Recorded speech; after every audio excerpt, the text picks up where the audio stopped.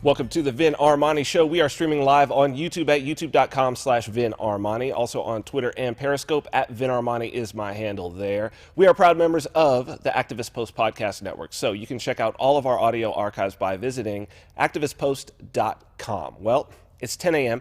Monday morning, and we are coming to you from fabulous Las Vegas, Nevada. We've got a great show for you today.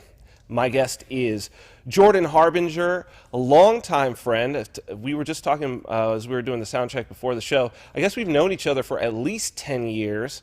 Formerly the host of the very, very popular and long-running Art of Charm podcast and a constant iTunes Top 50 podcast. And now with his own podcast, The Jordan Harbinger Show, he's interviewed some of the most interesting people in the world over the last 10 years and has had some really cool and unique adventures. And so since I'm going through a bit of a transition, he's going through a bit of a transition himself, and the world is going through a transition for sure. That's something that we talk about on this show quite a bit. I thought that it would be great to have him on. He's interviewed me several times over the years, and so I thought turnabout is fair play and that I would interview him on my show instead of him interviewing me on his.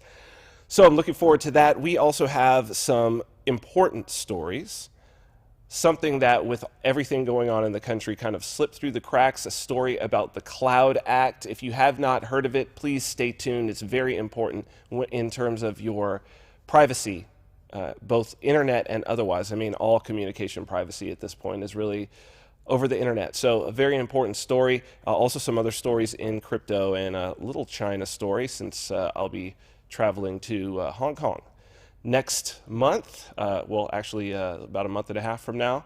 So yeah, we've got a great show planned for you today. I'm feeling a little weirdly out of it. So we'll see where that goes to. Maybe it's just my mind is in another dimension right now. To help me draw myself perhaps back in and get on topic, as always, my good friend, co-host and producer, Mr. Christian Reyes. Christian! Good morning, Vin. Good morning, sir. Good morning. I see you've got your Bitcoin Cash shirt on. Yes. I like it. I like it. I like it. Jordan, you know, you've heard Jordan and seen him on shows, Jordan Harbinger. Correct, yes. So he and I, it's actually interesting. It's a perfect time, I think, because we met when I was in the pickup artist scene. It was just starting to blow up. So this is probably 2000. It's 2000. It's going to be 2007 or 2008 that we met. They had just started up. He and his brother AJ had just started up their podcast. At the time, it was called the Pickup Podcast. Mm-hmm. That was when it initially came out, and then they changed it over to the Art of Charm podcast. And I was developing a podcast ad insertion software. So I had a company that was kind of a Latin urban. We did like reggaeton and some Latin hip hop. Mm-hmm. And it was an online video and radio station. So we did live radio shows. This is 2007. This is really early. In this whole thing, live streaming with some really, really popular DJs and from all over the place. So we had a show that streamed from Boston, from New York, two from LA, and one of those was actually like out in the clubs. Mm-hmm. So that was something that I had developed much earlier, and I had been doing that for a long time. So this is something that I've been doing. And then we'd put it out in podcast format, and my company had been purchased by a publicly traded company, mm-hmm. had come and bought my company. And so we were developing this podcast insertion software we were using on our podcast. And then I reached out to these guys because I was listening from like their first episode, mm-hmm. Pickup Podcast, because that was the scene I was in. And they were actually one of the first people, if not the first podcast to like try this beta software and that was the first major project. That one's actually got a patent. That was the first major software project that I had end to end, with some addition of some open source software, but pretty much end to end I had developed myself. Nice. Built it out. It was called Viracast. And so they used it, and then maybe episode 20 or something like that, they interviewed me Vin Armani didn't even exist at that point. It was another pseudonym, right? Shit. Sort of my DJ pseudonym, and that I used in the pickup artist community as well.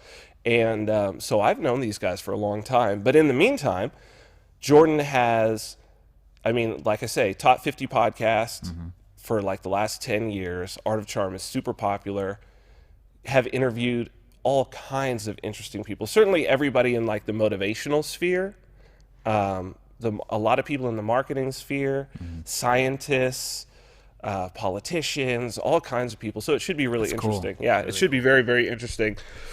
He's now left Art of Charm, and he's doing his own podcast. So we're going to talk with him about that. Super interesting guy. He's done some of the most. Well, pickup's kind of like the gateway into a lot of like psychology and even science. Huge, man. Huge. I mean, that was my, it's definitely one of the reasons that I am who I am, was being in that community. And luckily I ran into a great community of guys who, I think a lot of people looked at that scene, the seduction scene, or like the pickup artists, or they saw like the reality show and all of this. And it can be, well, we were talking before the show about power corrupting, right? Yeah. Like anything that's powerful, any information that's powerful, any technique, any technology, there's a dark side. Yeah. Because power corrupts. And I was just lucky that I fell in with a group of guys called Santa Monica Lounge. So most of these sort of cliques were around like bulletin boards at the time. Yeah. Facebook wasn't even a thing. There was a little bit of MySpace, but nobody really used it for that kind of thing. But like this bulletin board was called the Santa Monica Lounge, and it was just like really, really cool guys who, it really was more about like how to become the type of man that women really want to spend time with. And if you're the type of man that women really want to spend time with, you're also the type of man that just people in general want to spend time with, right? And so I think the guys who approached it that way got a lot out of it. And I mean, still, it's anybody who approaches life that way. Well, it's also one of the most important factors in being a man too, is understanding how women work and also what women want, and also too, like let's just put it this way: everything that a man does usually is for two reasons. One, a woman is on the other side of that, yeah. Or two, an economic incentive. And you can't really separate the two, right? You can't really separate the two. I mean, we are, at our base, women, well, look at it like this. What do women want? Women want high status men. That's huge. High status, financially secure, healthy. Survival, basically. This is, I mean, we could talk about social constructs and blah, blah, blah, but it's like, no, the things that a woman wants in a man, heterosexual woman, right? But what's even interesting is like even women who are lesbians, right? The ones who would go for a more masculine type of woman, the things that they want in that woman are the same things that they would want in a man. They just want it in the package of a female figure, right? They want it in okay, I'd rather have a female, but the traits that they want are still the same. Confidence, right? What does a woman want in a man? Confidence. But really, protection. Confidence is a display, because that's it's that X factor, right? And it's like, well, how do I gain more confidence? That's really what the whole pickup scene is really about. Like, how do I become a confident individual? And it's really like comfortable in your own skin and knowing that you can take care of business. Like, I can handle this. Shit might get rough, but like I can handle myself. Yeah. So you don't walk around scared. You're not looking side to side. You're like, you know what I mean? There's, especially with pickup, there's so many technicalities. That's the, like, you can fake it. I think that's the negative part, is to fake it. But the real rewarding when you get into it is to be, no, I'm actually going to become the best me possible. And like the confidence that I have is not going to be an act. It's not going to be acting like I'm confident. It's going to be me confident in who I am because I've done the work. Yeah. And that's the difference between faking it till you make it and creating it until you make it. Well, in some ways I hate fake it till you make it. Me too. I hate that. I hate that idea. Because you're going to fake it until you fake it.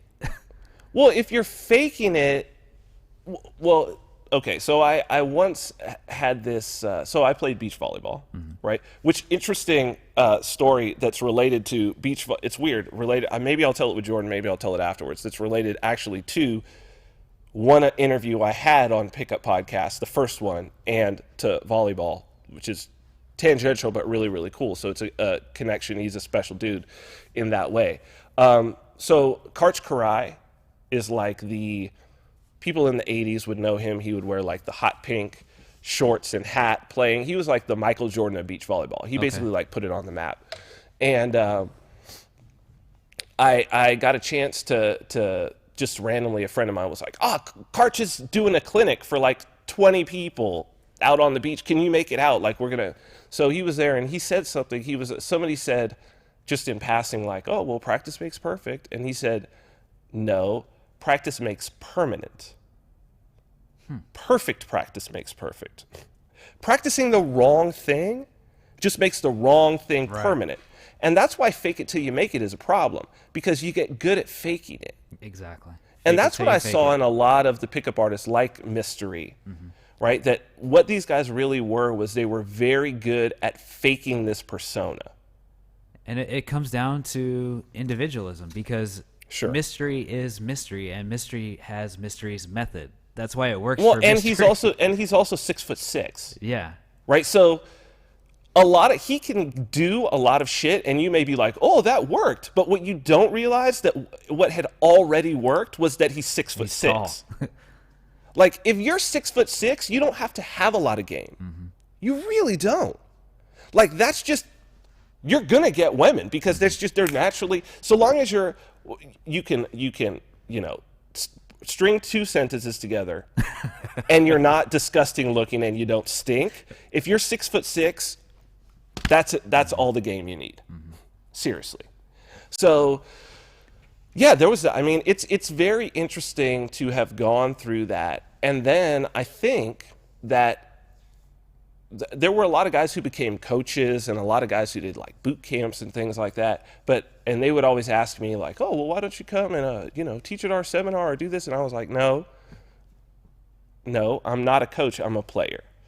So I'm doing this. And if what I'm doing is really valuable, and if I'm really a valuable individual, women will pay me to spend time with them because I'll be that. That's the true mark. And I think I was the only person out of that scene that ended up like in the position that I was in to do that for a long time. And Jordan interviewed me at every sort of step of that process. It's very, very, very interesting, the relationship I've had with this particular guy.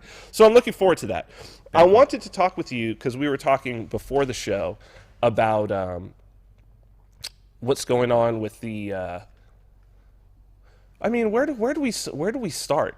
We were just both noting that like we're in a place that is, I'm genuinely scared for what the next couple of years could bring.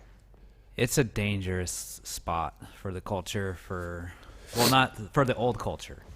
It's a very dangerous spot, and I think we were talking about several different factors, what's going on with the music, what's going on with the politics also, and how that kind of relates, but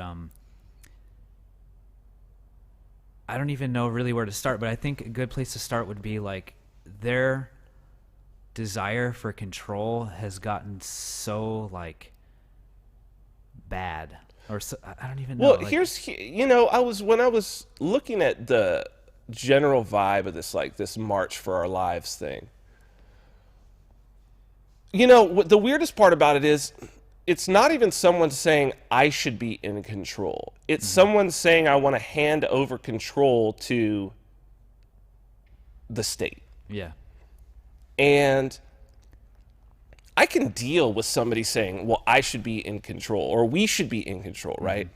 Which is one of the things that like So the whole sort of the broader, what was broader from Black Lives Matter, which is movement for Black Lives, right? Which is Black Lives Matter is a part of that, along with these other organizations. If you go and you look at their platform, part of their platform is that they want community control over the police, right? Which is basically like, we want control of the guns of the state. Give us oversight and control over the guns of the state. That's a problem for me, but at least I can deal with that. Right? At least I understand what that is. That's a power grab. That's somebody trying to make a power grab. It's very different when somebody's like, I want more control to the state because I just trust the state. I don't want any oversight. I don't want any oversight.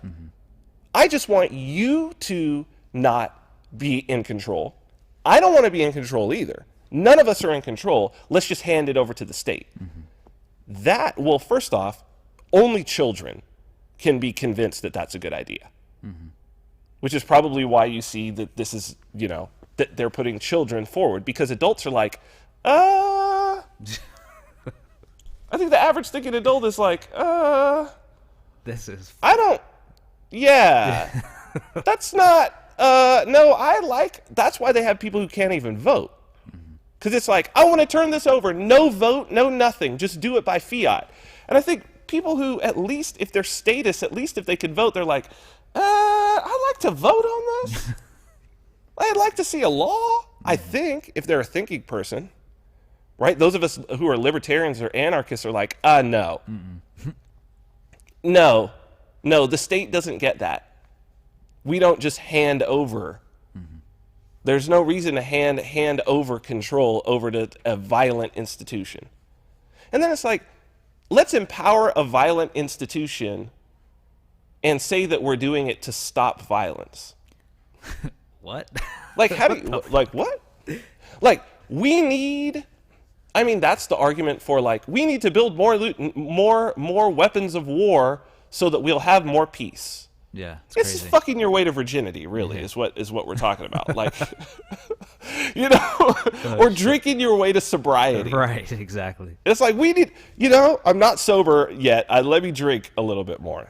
But I just don't, I don't know if we've had this phenomenon, but I guess the Prohibition era was maybe the closest, right? Like, people going and trying to, I guess that was the closest. Yeah, there's I don't know. But that was a fucking failure. Yeah, and that was a fail, bro. Like, think about that. They put in a constitutional amendment that was prohibition. And if you go and look at that amendment right now, it just says this amendment has been removed. They put in a constitutional amendment and then just had to go back and take it out. Like, are fucking bad. And maybe that's what needs to happen. Maybe it needs to get so fucking bad that it just destroys itself. I don't even know. It's just crazy. You don't learn, though, I guess. Yeah. That's what it is, that, like, you don't learn. We clearly don't learn. And it's principles over preferences. The right to self-defense, it comes from a biological imperative. Like, the right to self-defense is baked into life itself. If our ancestors didn't defend themselves from dying before they could reproduce, or defend their children so that their children could grow up, we wouldn't even be here. Because if you think all the way back to a one-celled organism, since the beginning of time, that's actually a line from Hedwig and the Angry Inch, one of the songs in that Broadway play. But it's like, all the way back since the beginning of time, every single one of your ancestors survived. Think about that. Back to a one-celled organism. Every one of your ancestors survived long enough to reproduce. Yeah. Every one of your ancestors, that's just a fact. It's a self-evident fact. Otherwise, you would not be here. Yeah. So that means self-defense is baked in from the beginning. And if there's, and so the right of self-defense, I mean, it's just clear. It's like, if guns exist, and if those who wish to do others harm will obtain firearms, which they will. It's a technology that exists. Those who seek to do harm to others will obtain firearms. If that is the case, well, what's the old adage? You don't bring a knife to a gunfight. Right? You cannot, if you are not armed with a firearm and another person has a firearm, you cannot defend yourself. You don't stand a chance. You cannot defend yourself. Now, you know, this argument of like, well, if it's against the government and, you know, they have tanks and they have tomahawks, and it's like, that's fine. That's perfectly fine. You can say that.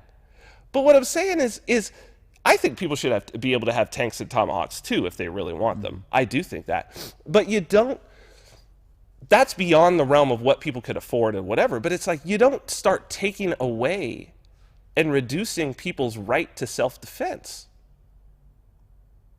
Like, what is that? I don't even understand. Like, are you saying that you own the person? It's a very difficult one for me to wrap my head around.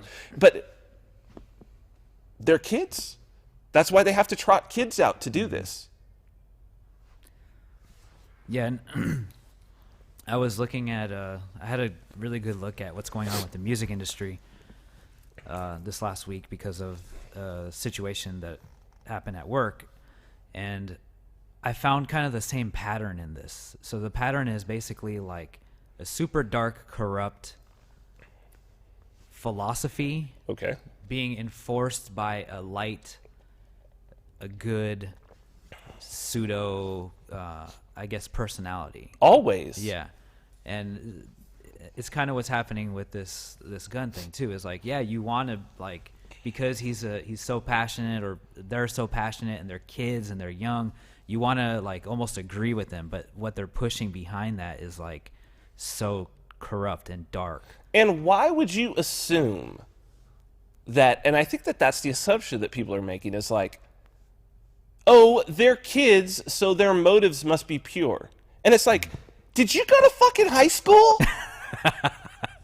Did you go to high school? Can you not remember being a teenager? Were your motives pure? Right? Seriously.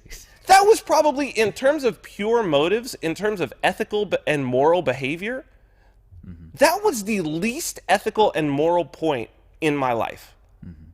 And I think that's true for most people. You don't know the difference between right and wrong when you're 17 years old. You really don't. This is actually a really interesting point, because we were talking about this with branding earlier too. Like, people don't make a decision when you're going to, let's say they enforce this law where they ban guns. When you're going to make that decision whether you want it or you don't, logically, you won't even look at the logics behind it. Because you can't have it. Well, because of the emotion. Right. So you have something like a kid that's, you know, these kids that are making this quote unquote revolution and this March for Our Lives thing, there's so much emotion behind it. It's so charged with emotion that when you go to look at that and make a decision to vote on that, you're going to vote for, you're going to think about the kids, you're going to think about these things, and you're going to make it. You don't buy a Louis Vuitton bag because it's a logical decision. No, of course not. Of course not. And these kids don't care about guns. Let's be real. These kids don't care about guns. They're using it to boost themselves up. Of course. They're in a social media, they're in an Instagram generation. Yeah. And they've got adults giving them praise. They're getting to meet celebrities. They're getting on TV. Like, and the people around them in the echo chamber are telling them what good things they're doing for the world. Right? Any kid, man. Any kid is going to do that. This is like, and they're going to want to be that too. So they're going to start picking up this revolution thing and running with it as well. And they want to be the next David Hogg or Emma Gonzalez. That's what I'm saying. They're like, oh, maybe if I do this gun thing and I come out against guns, then yeah, that's exactly what's going on, man. Dangerous. It's yeah, it's not a good look. It's not a good look at all. I don't want to stay focused on that. It's actually super depressing for me, and I know that it's reached a point now that it's good to talk about it so that we can get on a level of what's happening, but we can't stop what's happening.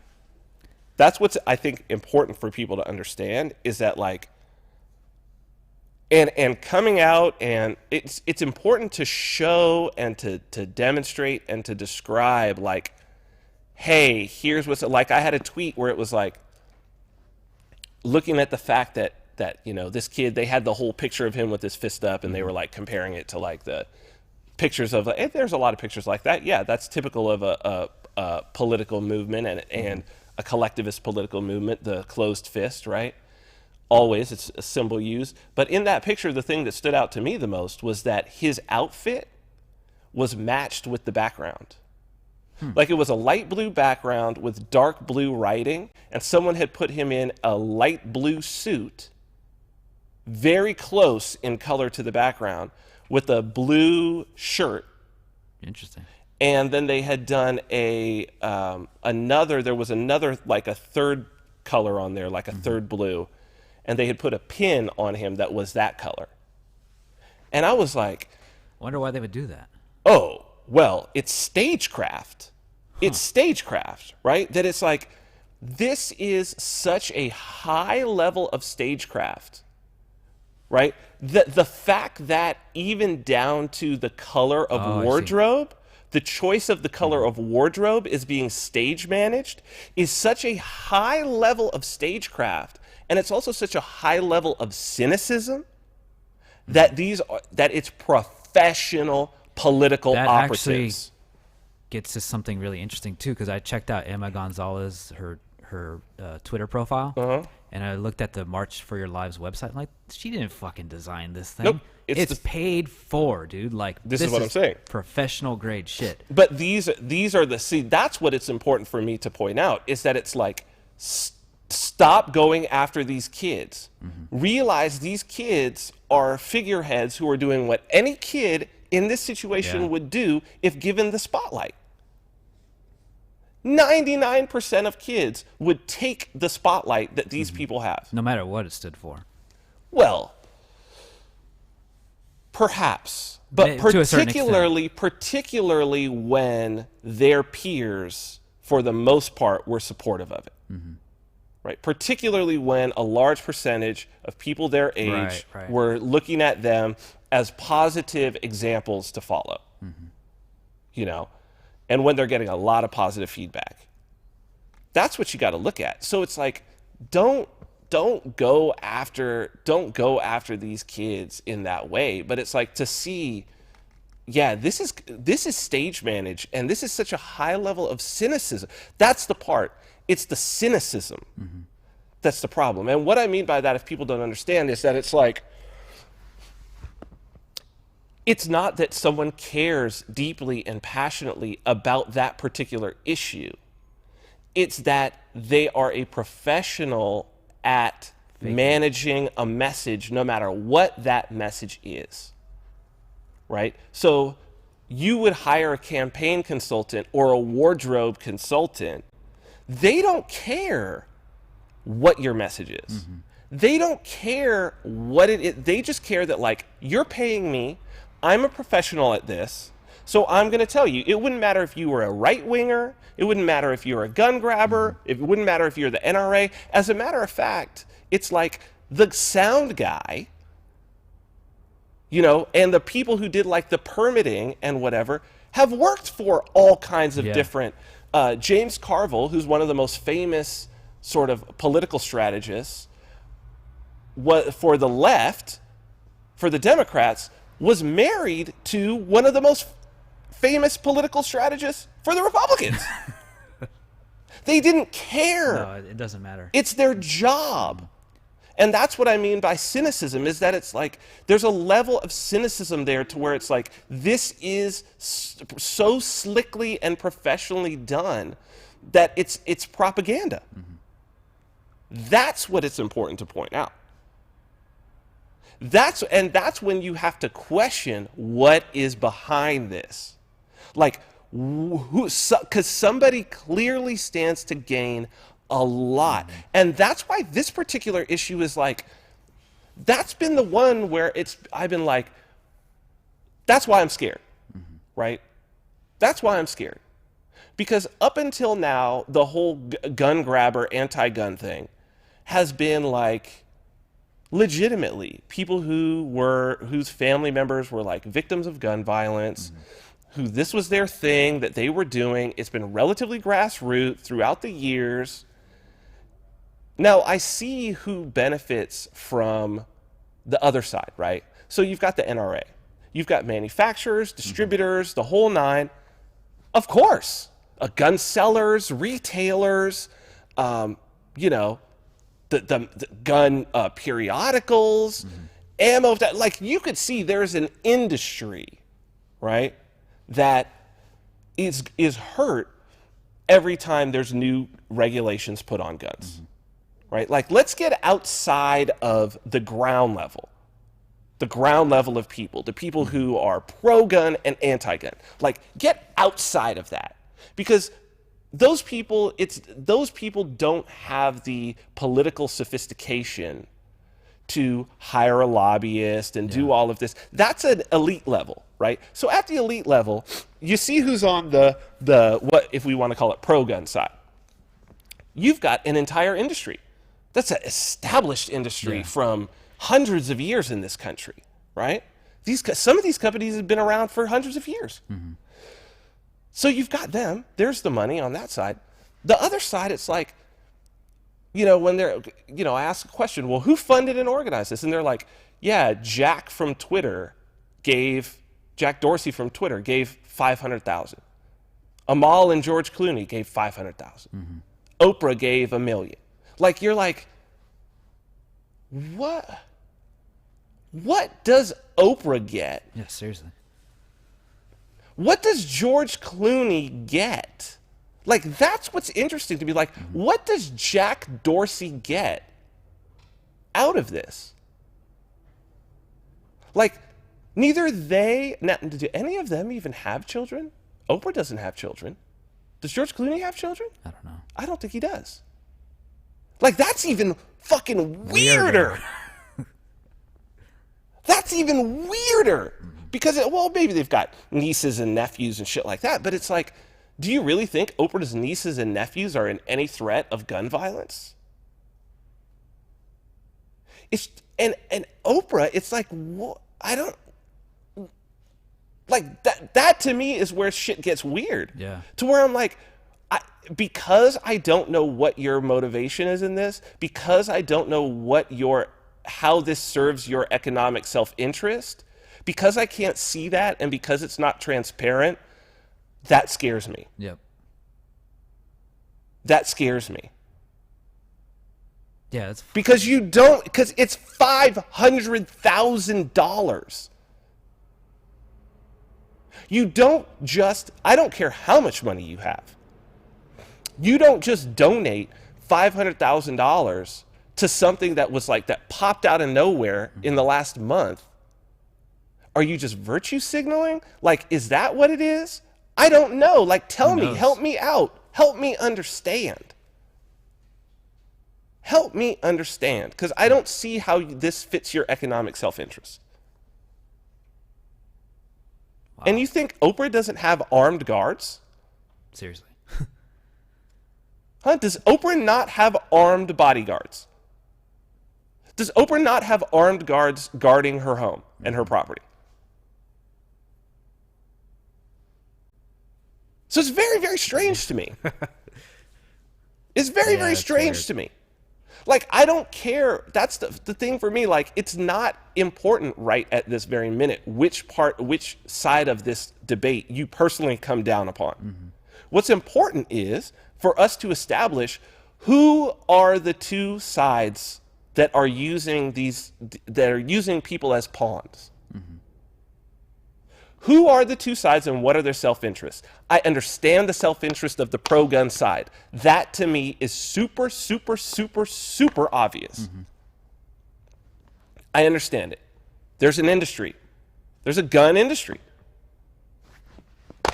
Simple. Yep. Whether I agree with it or not, at least I understand that side. I do not understand this other side. And anybody who thinks that it's about this school shooting and that there's been too many school shootings. Really? Crazy. Really? Have there? Really? Have there? Too many school shootings? Well, how many schools did the U.S. military blow up and allies blow up in the Syrian war and in the Iraq war and in Afghanistan? How many, because of how, what the U.S. has done overseas in wars in our lifetime, how many children didn't get to go to school or were blown up by our bombs? I don't see them in the streets marching for that. I marched for that. I marched for that when I was young, my early 20s. I was out marching against the Iraq war. I was marching to actually stop violence, to let peaceful people be in peace, not to take away property of peaceful people and to regulate their behavior and to stop them from being able to defend themselves. It's crazy.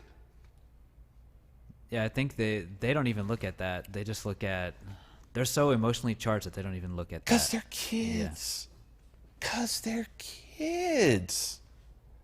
That, and it's like, it's just, it's truly scary, man. It's truly scary. Like, I don't know if there has been the prohibition movement, I think, but that was done by like old ladies, basically, for the most part. The whole idea behind that was women going out and like they're upset that their husbands were getting drunk, and probably their husbands were probably beating them too at that time, right? That was way more accepted. But their husbands were getting drunk. They were probably out carousing and doing all these things. And they figured if we take away the alcohol, and there was a religious overtones to it and all this stuff, that was a movement. So you go back and you look at sort of all these mass movements, whether it's women's suffrage, abolition of slavery, civil rights movement, marriage equality, legalization of marijuana. You go and you look at all of these movements that have put people in the streets, anti-war, right? Anti-Vietnam War, end the war. All these things that have put people in the streets has been all about leave peaceful people alone and take away government restriction and control on people, right? The main thing against the Vietnam War was end the draft. End the draft. End compulsory government control of people. Same thing with the civil rights movement, same thing with women's suffrage, same thing with marriage equality, same thing with, legalization and or decriminalization of marijuana, end the drug war, like all of this. Except for prohibition, this is the only mass movement that I can think of that is specifically calling for the government to add more regulations and more control over peaceful people. And if you go by what happened with prohibition, it was an absolute and abject failure. Failure. The problem in this case is it's not just as easy. It's not going to be as easy. It's not going to be as easy. Once the guns are gone, it takes only a couple. How do you bring them back? Man. And I think that people underestimate.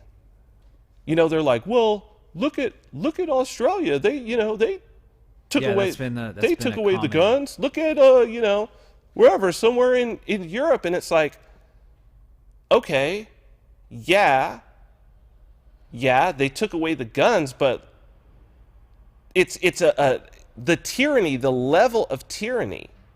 Yeah, Australia did some horrible things to the white Australians did some horrible things at a government level.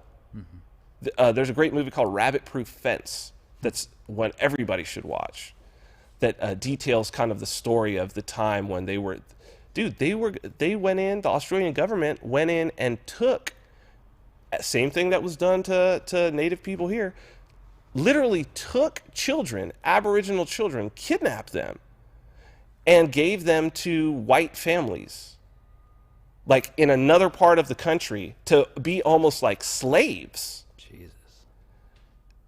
And so that they would marry basically white people, and so that they could breed the Aboriginal out.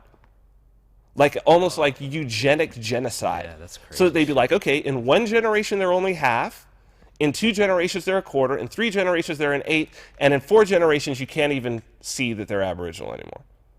So they like did not let them live together because they did not want them intermarrying with each other.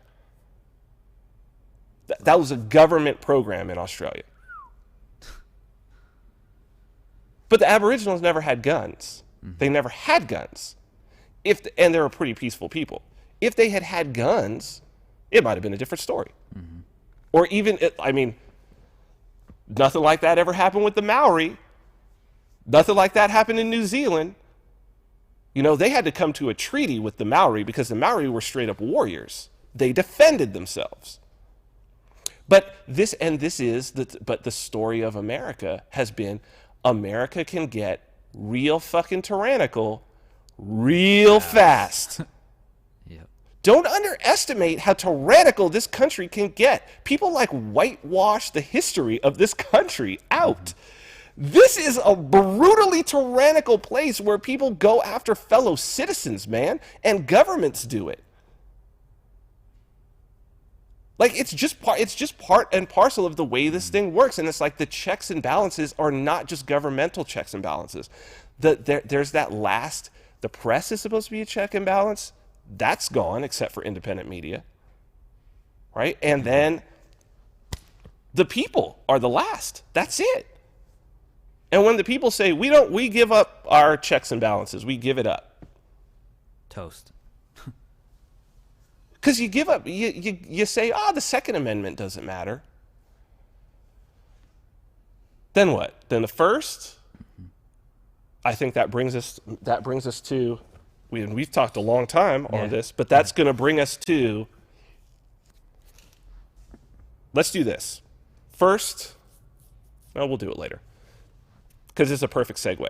That brings us to news number 1. Let's go news number 1. Something slipped through this week that I think everybody should know about. We need to talk about it here on the show because it's about the Fourth Amendment, which is your right against unreasonable search and seizure.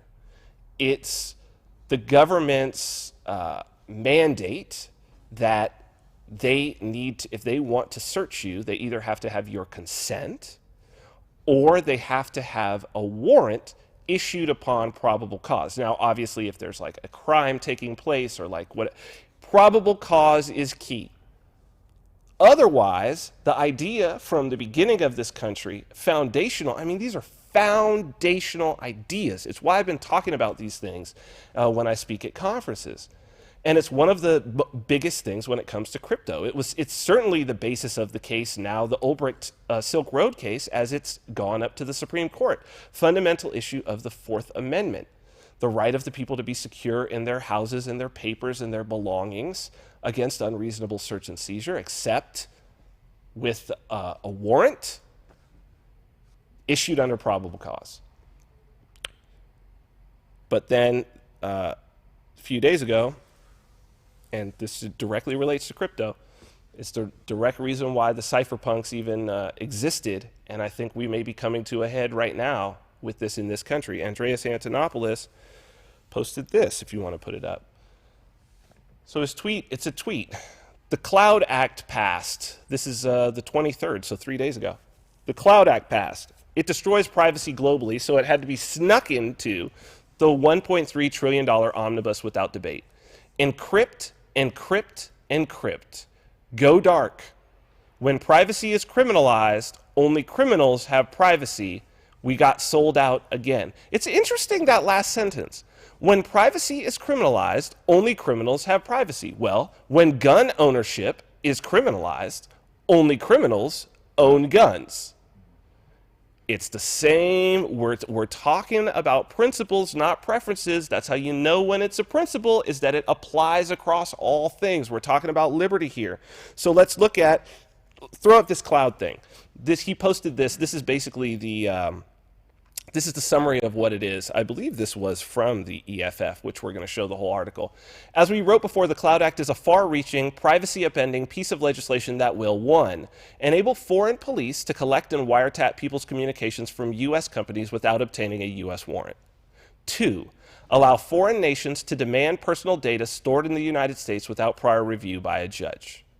3, allow the U.S. president to enter, quote, executive agreements that empower police in foreign nations that have weaker privacy laws than the United States to seize data in the United States while ignoring U.S. privacy laws. 4, allow foreign police to collect someone's data without notifying them about it. 5, this is the most important thing, empower U.S. police to grab any data, regardless if it's a U.S. person's or not, no matter where it is stored. Let me read that again. Empower U.S. police to grab any data, regardless if it's a U.S. person's or not, no matter where it is stored. So this is from the EFF. Let's just go straight to it. From the Electronic Frontier Foundation. So they're almost like the ACLU of the internet. It's called Responsibility Deflected, the Cloud Act passes. People deserve the right to a better process. Those are the words of Jim McGovern, representative for Massachusetts and member of the House of Representatives Committee on Rules, when, after 8 p.m. Eastern on Wednesday, he and his colleagues were handed a 2,232-page bill to review and approve for a floor vote by the next morning. In the final pages of the bill, meant only to appropriate future government spending, lawmakers snuck in a separate piece of legislation that made no mention of funds, salaries, or budget cuts. Instead, this final tacked-on piece of legislation will erode privacy protections around the globe. This bill is the Cloud Act. It was never reviewed or marked up by any committee in either the House or the Senate. It never received a hearing. It was robbed of a standalone floor vote because congressional leadership decided behind closed doors to attach this unvetted, unrelated data bill to the $1.3 trillion government spending bill. Congress has a professional responsibility to listen to the American people's concerns, to represent their constituents, and to debate the merits and concerns of this proposal amongst themselves. And this week, they failed. On Thursday, the House approved the omnibus government spending bill with the Cloud Act attached in a 256 to 167 vote. The Senate followed up late that night with a 65 to 32 vote in favor. All the bill requires now is the president's signature. Make no mistake. You spoke up. You emailed your representatives. You told them to protect privacy and reject the Cloud Act, including any efforts to attach it to must-pass spending bills. You did your part. It is congressional leadership negotiating behind closed doors who failed. Because of this failure, U.S. and foreign police will have new mechanisms to seize data across the globe. Because of this failure, your private emails, your online chats, your Facebook, Google, Flickr photos, your Snapchat videos, your private lives online, your moments shared digitally between only those you trust will be open to foreign law enforcement without a warrant and with few restrictions on using and sharing your information. Because of this failure, U.S. laws will be bypassed on U.S. soil. And as we wrote before, this is how the Cloud Act could work in practice. London investigators want the private Slack messages of a Londoner they suspect of bank fraud. The London police could go directly to Slack, a U.S. company, to request and collect those messages. The London police would not necessarily need prior judicial review for this request. The London police would not be required to notify U.S. law enforcement about this request. The London police would not need a probable cause warrant for this collection. Predictably, in this request, the London police might also collect Slack messages written by U.S. persons communicating with the Londoner suspected of bank fraud. Those messages could be read, stored, and potentially shared, all without the U.S. person knowing about it. Those messages, if shared with U.S. law enforcement, could be used to criminally charge the U.S. person in a U.S. court, even though a warrant was never issued. This bill has large privacy implications both in the U.S. and abroad. It was never given the attention it deserved. As Representative McGovern said, the people deserve the right to a better process. Throw up this ACLU thing. This is what the ACLU has to say. ACLU sent coalition letter on Cloud Act. A coalition of privacy, civil liberties, and human rights organizations sent this letter to Congress urging opposition to S. 2383, H.R. 4943, the Clarifying Lawful Overseas Use of Data Act, Cloud Act, legislation at risk of being included in the March Omnibus. The Cloud Act undermines the rights of individuals both inside and outside the U.S. The legislation would, among other things, one, allow, well, we know what it would be. Yeah, this is bad. The president of Microsoft, however, threw up this Microsoft thing. Brad Smith. Microsoft president loves the Cloud Act. Microsoft president Brad Smith, however, tweeted before the vote that the move was a, quote, critical step forward for clarifying the law. Quote, the proposed Cloud Act creates a modern legal framework for how law enforcement agencies can access data across borders, he said in a statement. Today is an important day for privacy rights around the world, for international relations, and for building trust in the technology we rely on every day, Smith tweeted. So, Christian, this is an end around of the Fourth Amendment. Basically, what it says is that a foreign law enforcement agency can, without a warrant, come to a U.S. company, get data about U.S. people, take it, and then share that. Since now they have it, it's no longer in the person's possession. The end around is now the U.S. government can go and request it from them, and now the U.S. government has it, has the same information. And it could literally take the same amount of time, but they got no warrant. And they can use it to criminally prosecute somebody. Wow. So basically the Fourth Amendment, this eliminates the Fourth, it creates this cute little end around. Mm-hmm. A cute little end around that it's like, oh, psh. This has got to go to the Supreme Court. This is crazy. This is crazy. And this is why I say I'm truly frightened. I'm truly frightened because as tyrannical and as bad as the United States has been in the past when it comes to the civil rights of its citizens, all of the protections that are in the Bill of Rights have still been there. Mm-hmm.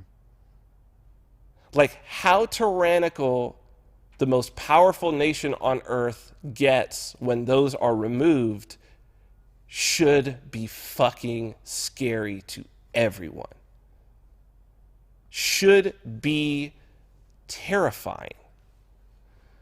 The only thing that we've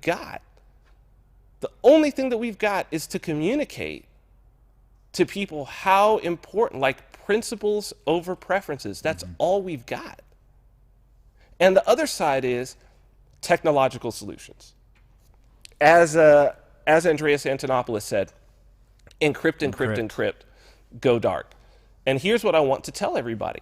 All of those solutions actually already exist. So many of them. And this is why I believe maybe just go ahead and throw up this code from Go. This is why I am doing these coding classes. This is the reason why.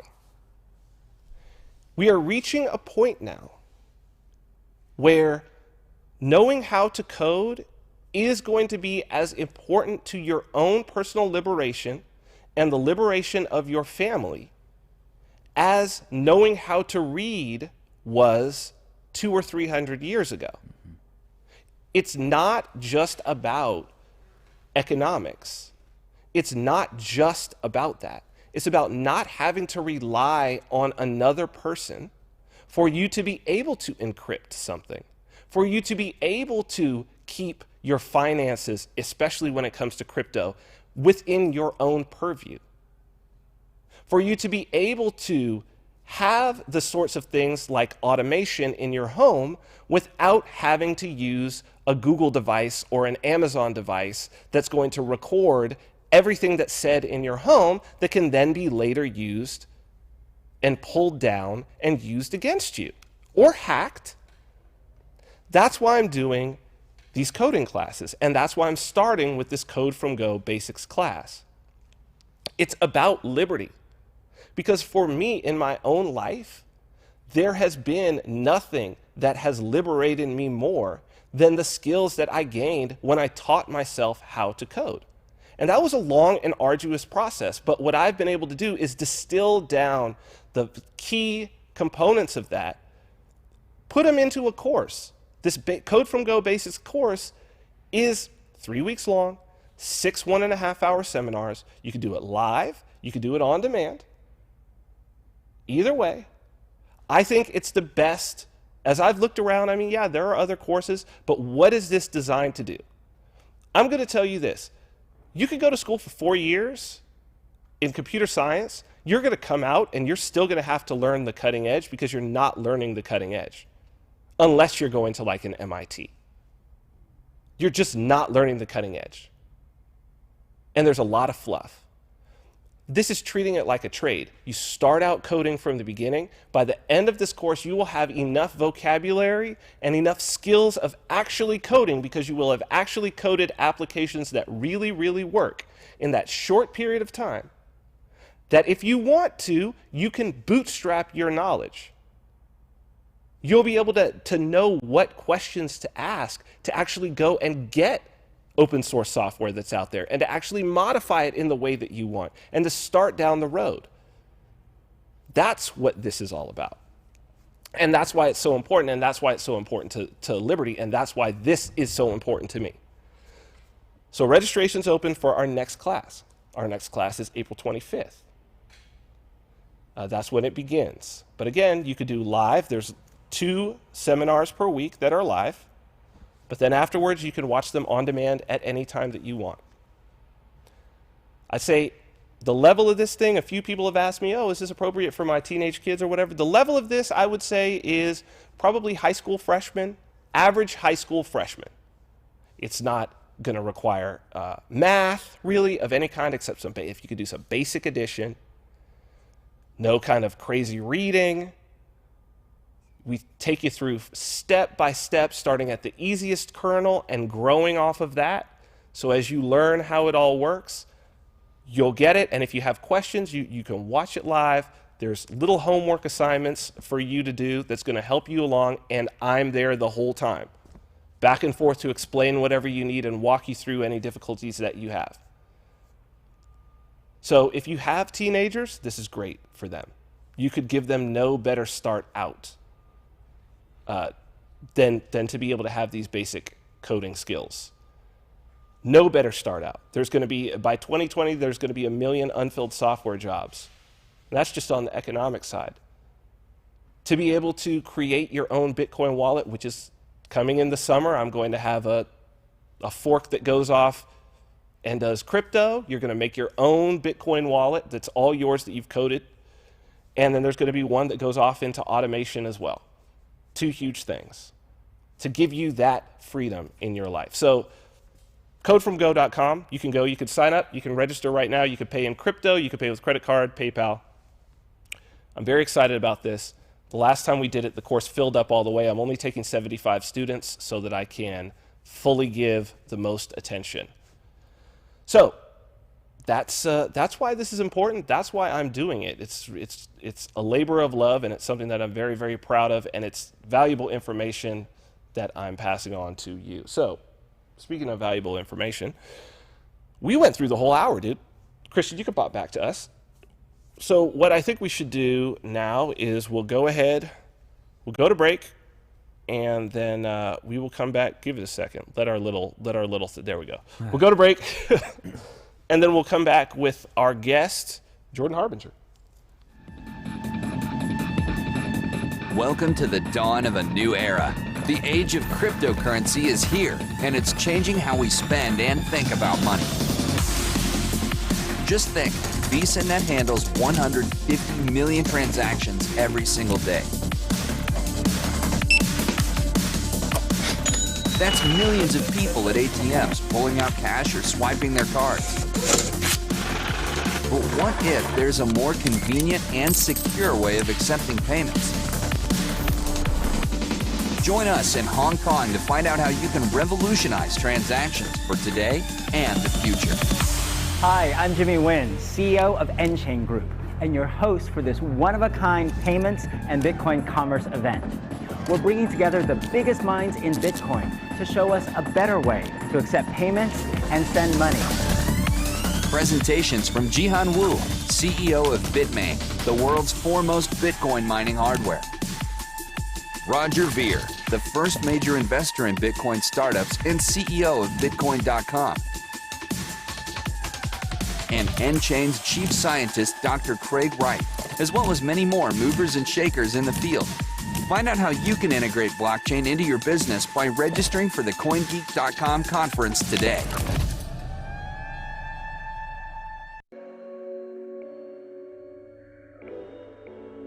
The spirit of art. The spirit of technology. The spirit of individuality. Baby Vodka. An ultra-premium spirit conceived by Vin Armani. Handcrafted and distilled in Las Vegas by master distiller George Rotz. Each bottle, a celebration of the individual, custom engraved and hand-signed by the creators. Each element blending in harmony to create a beautiful experience beyond imagination. Baby Vodka, the spirit of Vegas. Created by Vin Armani. Tailored by Christian Rays. Available for purchase exclusively with cryptocurrency at babyvodka.com.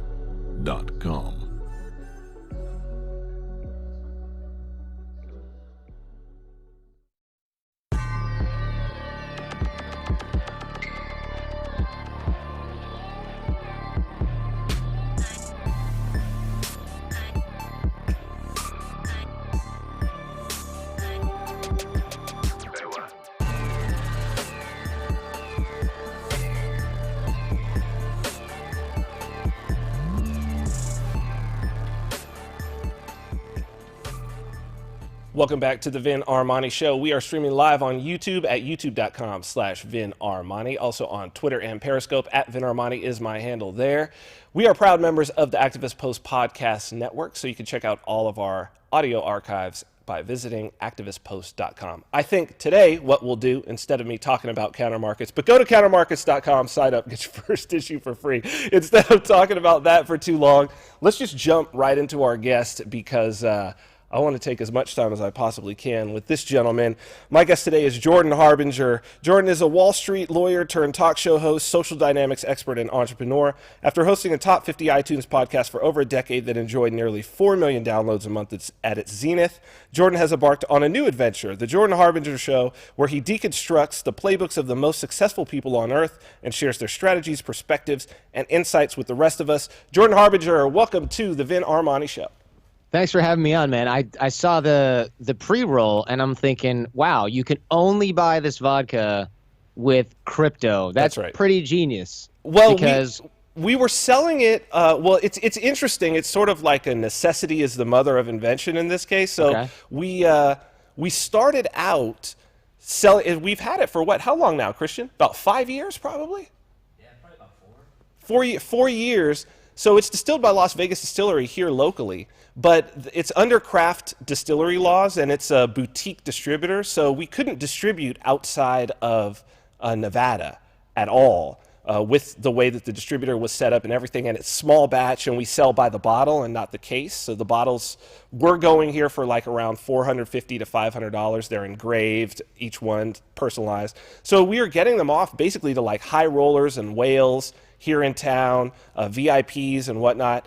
But then as we re-looked at the law and sort of went back and forth with the distiller, and we re-looked at the law and what we could do specifically with crypto in terms of how we could break up the payments on the blockchain and what we could do, we figured out, oh, you know what, if we do this with crypto, we can actually start in line with the law, which the distiller wrote, the Nevada Craft Distillery Bill. So that's helpful. He was license number 1. So in line with the law, we were like, oh, we can actually do this. We can ship it out and sell it. So that's where we're at. It's pretty cool.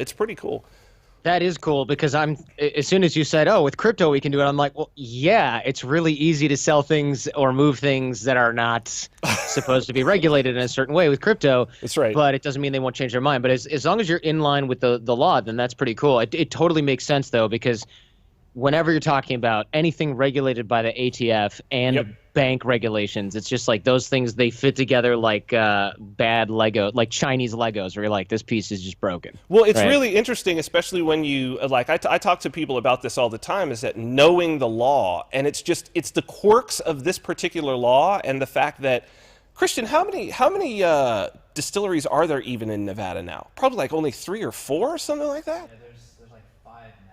There's like 5 distilleries total, right? So this is a quirky little law that really governs like 5 people, you know? so there's a lot of, I don't want to call them loopholes, but it's just like, look, man, you can do some certain things, and the way that the money has to move is often important. So crypto's fun in that way. I don't want to talk too much about this vodka, dude. Yeah, I was just curious, because I was like, that's really cool, and it's a great way to just make something cool and then sort of like start banking some crypto. Well, no, I agree. I've been selling everything. I sell my book for crypto. I sell everything for crypto. I think it's great. I want to talk to you. Well, first, okay. So let's be done with my stuff. Sure. People are tired of hearing about this vodka. They're listeners to the show. They're tired of hearing about the vodka. I'm glad to have you on my show, because I've been on your show over the years many times. First time like 10 years ago, before the Vin Armani brand even existed, right? Yeah, I remember you telling me I'm going to come up with this like Vin Armani brand, and we talked about, I was like, oh, it's like Armani and then Vin Diesel on the other side of it. And you're like, yeah, exactly. All right, you get it. Because I would remember before, I was like, well, with the jobs and career paths that you're taking, right, you might not want to be like, look me up in 25 years, you know, my parents or something. Hey, no, I'm riding it till the wheels fall off, dude, and I think this is a good transition for me. But I'm glad to have you on, and I think transitions is an important thing, because you're going through a transition right now. You were, when we first met, I was in a sort of transitionary period myself, moving from software sort of into the whole like pickup and then escort thing. And you were transitioning from out of like the law thing and into content creation with what was initially Pickup Podcast and then what later became Art of Charm. And now, dude, you've talked to and spent time with some of the most interesting people in the world. You've done some of the craziest things, like going off to North Korea, is top of my mind. And you've trained a lot of people in so many things.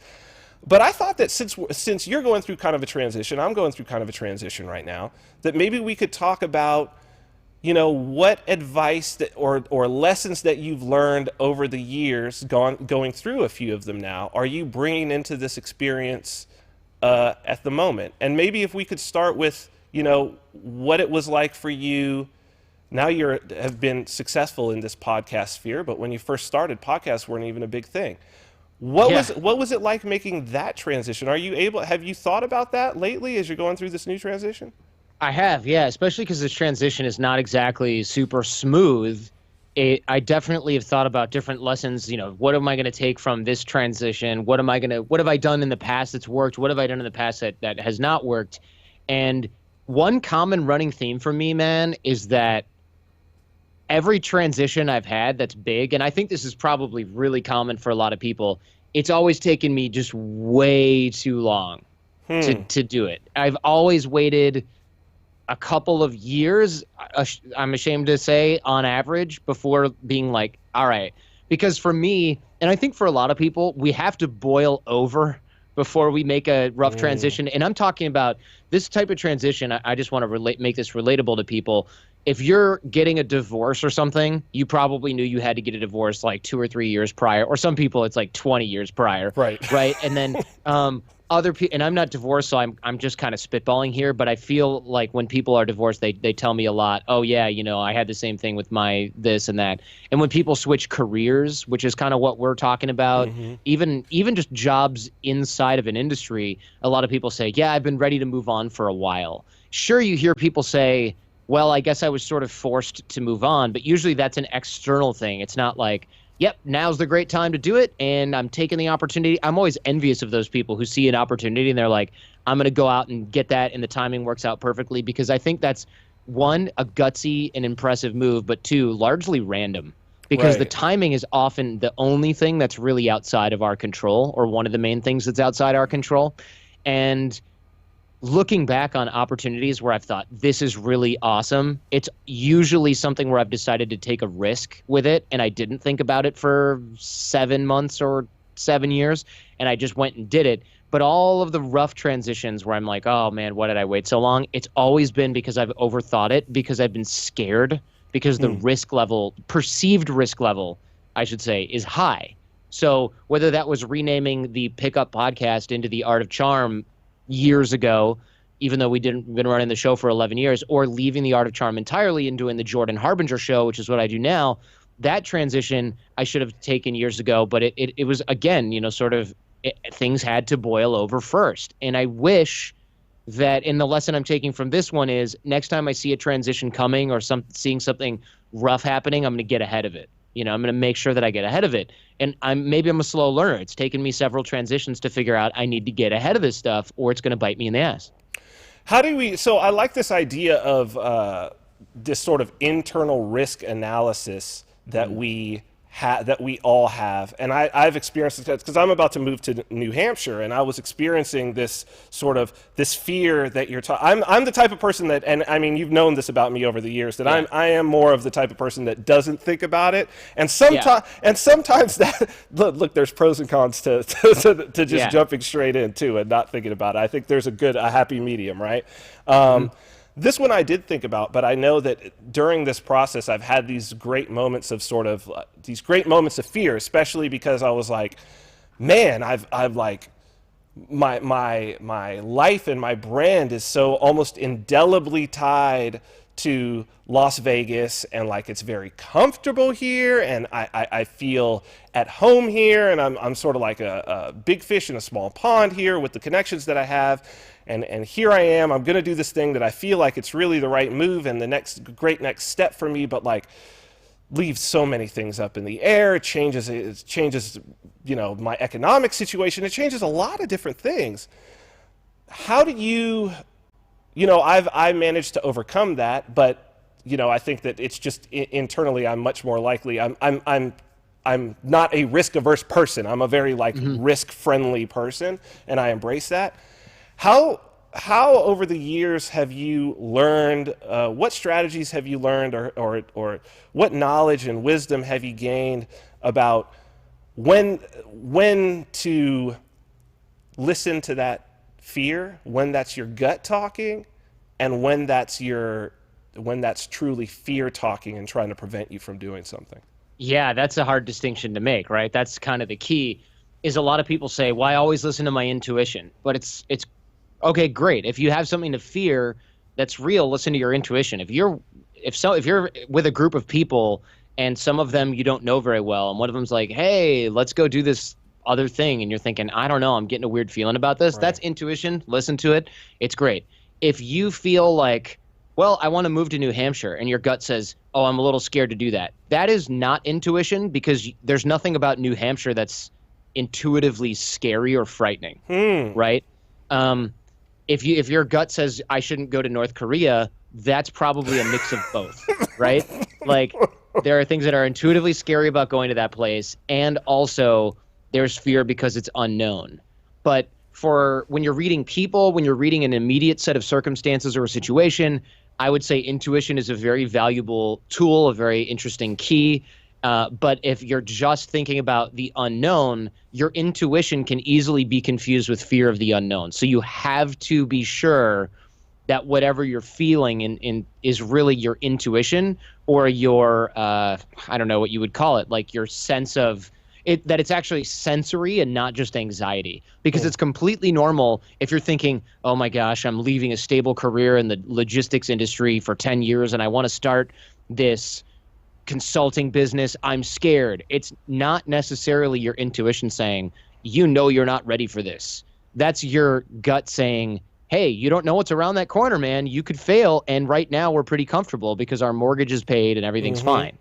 And I take that set of, you have to think about it. There's no like, I know that this is happening then and this is happening then. The only real rule that I have of thumb that I have for that is this something that's happening immediately to me right now or in the very next few moments? Then it might be intuition, because your fear, when it's projected into the future, it's not really based on this set of like Malcolm Gladwellian Blink characteristics, if you know what I'm saying. Yes, like, I do. You're not thinking, changing this job and moving to New Hampshire, there's all these things happening in the back of my brain that are causing me to feel fear. It's like, yeah, maybe there are, but really you're just not sure what's going to happen. And that's the bulk of why you're kind of uncomfortable. So that's the only real rule of thumb. You really have to think about it for a while and sort of get over it and think, okay, once the emotions have dissipated, what are the real pros and cons? And sometimes, I know this is sort of like a cheesy technique, but throw a list in your journal of pros and cons. And sometimes when I work, at least for me, when I work out the worst case scenario, I can be like, okay, this is not a big deal. But that's also why I don't go to North Korea anymore, because now worst case scenario is tortured to death in a North Korean prison camp. Whereas before it was like, oh yeah, if we get stuck there, Bill Clinton's going to have to come get us. That's going to be kind of crazy, But now it's like, ooh, Kim Jong-un doesn't play that. He just goes like, oh yeah, he died from a natural cause. Here's a body, right? So you have to make sure that you know what type of fear you're looking at or feeling. And the only real way to do that is to sit with it for a while. But it's taken me a long time to figure that out too. I'm not risk averse either. I mean, I quit my Wall Street attorney job to start a podcast and a coaching company with The Art of Charm. I've left The Art of Charm to start the Jordan Harbinger show. These are things that are unknowns that are kind of scary, but there's nothing in my intuition saying, hey, podcasting is dangerous. And the last thing I'll say is, on this particular note, is it gets harder as you get more and more responsibilities in your life. So right now, let's say you're 25 and you're watching this or listening to this. You're not married, you don't have any kids, you just graduated from college, but you don't have a lot of debt because your student loans are low, or you financed it, or you're working, or you worked your way through school. Your level of responsibility in life, to put it lightly, is low. It's probably never going to be lower, frankly. But now, for me, I have to balance my level of responsibility as well with everything that I'm doing and whether or not that fear makes sense. So going to North Korea when I'm 27, 28 with a bunch of my friends is cool. It's fun. It's exciting. The cons at that time, like I said, were, oh man, hopefully they don't have to send Bill Clinton or Jimmy Carter to come get us, right? That was the biggest concern. Now I'm 38. I've got a wife. I've got a house. I've got a business that I want to take care of. And the cons are die in a North Korean, slowly in a North Korean prison camp. So the balance, the cost benefit doesn't work out anymore. Just like when you're 25 and someone says, hey man, Australia is awesome. You could totally move down here, crash on my couch for a couple of months, find a job. We'll figure this out. You're like, great. But if you're 40 and someone says, hey, you should move your wife and kids down to Australia, you guys can sleep in my guest room for a while, and then maybe you guys can find jobs. You're like, are you insane? It's not that you've lost your appetite for risk per se. It's that you have more responsibility, and the consequences of failing that responsibility are much higher than they were when then you're like, oh man, I might have to move back home with my parents, or crash with another friend, or come back to the States and try to get my old job back. That's totally different. So I make those sort of three major calculations when I look at things like this. And it's, like I said, it's 20/20 hindsight, but that's the whole point of hindsight.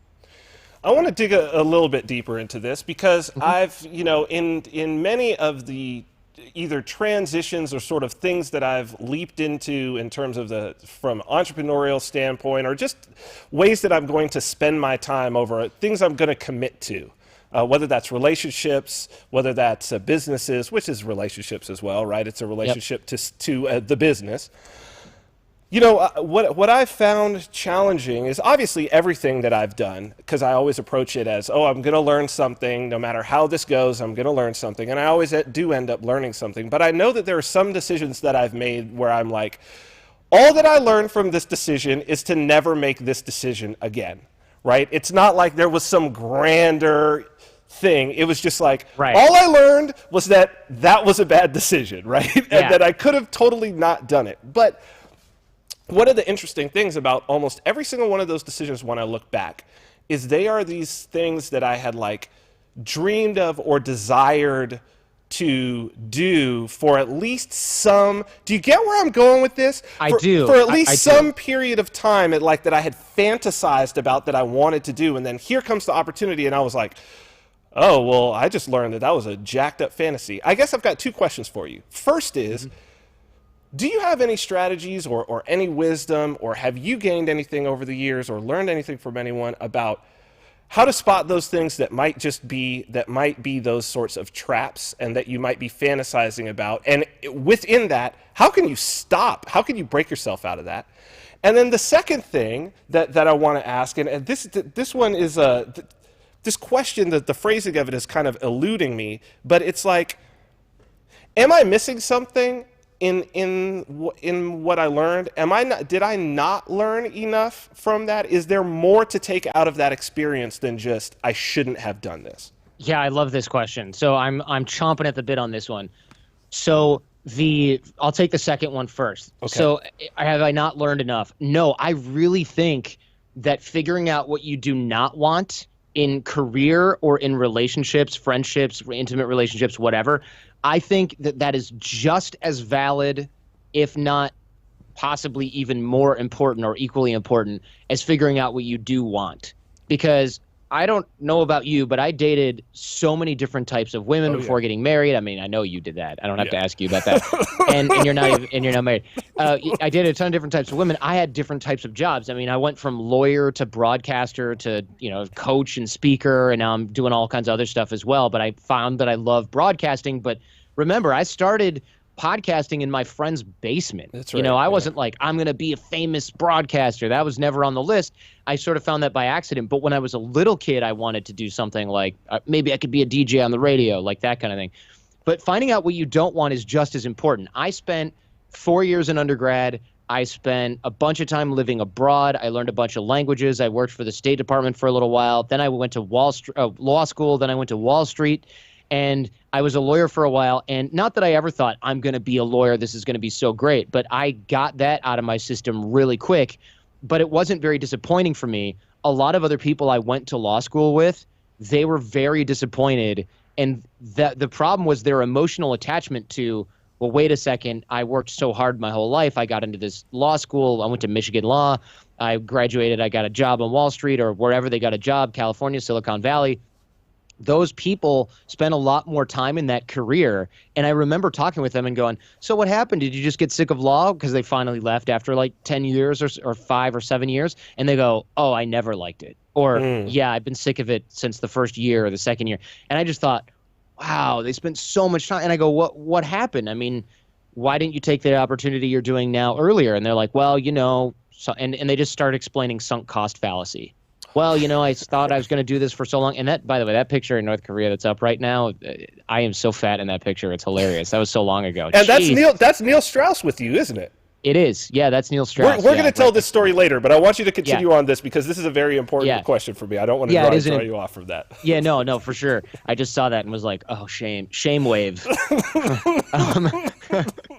So I think learning what you do and don't want is just as important, especially when it comes to careers and relationships. But yeah, there's something about getting philosophical about things. It's like when your wallet gets stolen and you're on vacation and you go, yeah, well, somebody who needed that money broke into my room and stole my laptop and my wallet, and at least I don't have that life. But at the end of it, you're like, you know what, though? Still, fuck that person, man. Come on.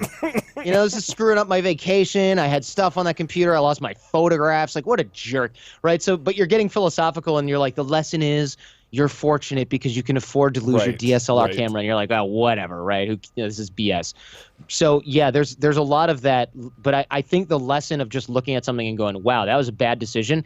Was it a bad decision, or did you really just learn that you don't want to do something? And so I'll tackle the first question here as well, which is, there's a lot of people that get into those types of situations where they think, oh, sunk cost fallacy, because they're thinking, oh, well, I want to go to law school and be an attorney. And looking back at this, I was talking with a friend of mine who also went to law school, and we were saying, man, there's so many myths and misconceptions about going to law school that we should debunk. And this guy, Tucker Max, actually, he's an author too. Oh, yeah, I know. And We an all know investor. Tucker Max. Yeah, of course. Oh, you do? Okay, Yeah. cool. So Tucker Max wrote this post after, I think it was after our conversation. It was like, this is a long time ago, something like why you shouldn't go to law school. And maybe if you do show notes, we can throw that in there, or Sure. like Christian Yeah. or somebody Yep. who's available can Google that, why you shouldn't go to law school. And the case made for going to law school is pretty slim, but all of these sort of myths that are debunked, that you're going to have a ton of debt. It's hard to get a job. Even if you get a job, you're probably not going to like it. The satisfaction level is really low. And we thought, okay, but what do we do with people who say, no, you guys don't get it? I think being a lawyer is going to be awesome. My dad was a lawyer and he likes it. You still don't know. And so the answer is always, you got to give yourself as much of a taste as you possibly can. So if you have to delay, in this case, if you have to delay going to law school for a year or two, because you are taking a lower paying job as even a receptionist in a law firm, or maybe you just are the coffee guy for a summer and you're making copies and you're looking at what the lawyers are doing and you're seeing their day to day. I've told people to do this a lot, and I've heard people do this a lot. I've talked about it on my show and things like that. And people will do it for a summer and they'll go, holy shit, I do not want to be a lawyer. Because they're that's like, such my a good dad loves it and my brother does it and he loves it. And then they go to the law office and they see these guys pulling 16-hour days and they're like miserable, and that like maybe there's one guy in the office that likes it. And it's tempting as an individual to think, I'm going to be like that guy. But it's only tempting if you don't really have a good feel for it. So if you're like, oh, I'm going to be the one guy in the office, I'm going to be like Dan. Dan likes it. All the other guys hate it, but I'm more like Dan.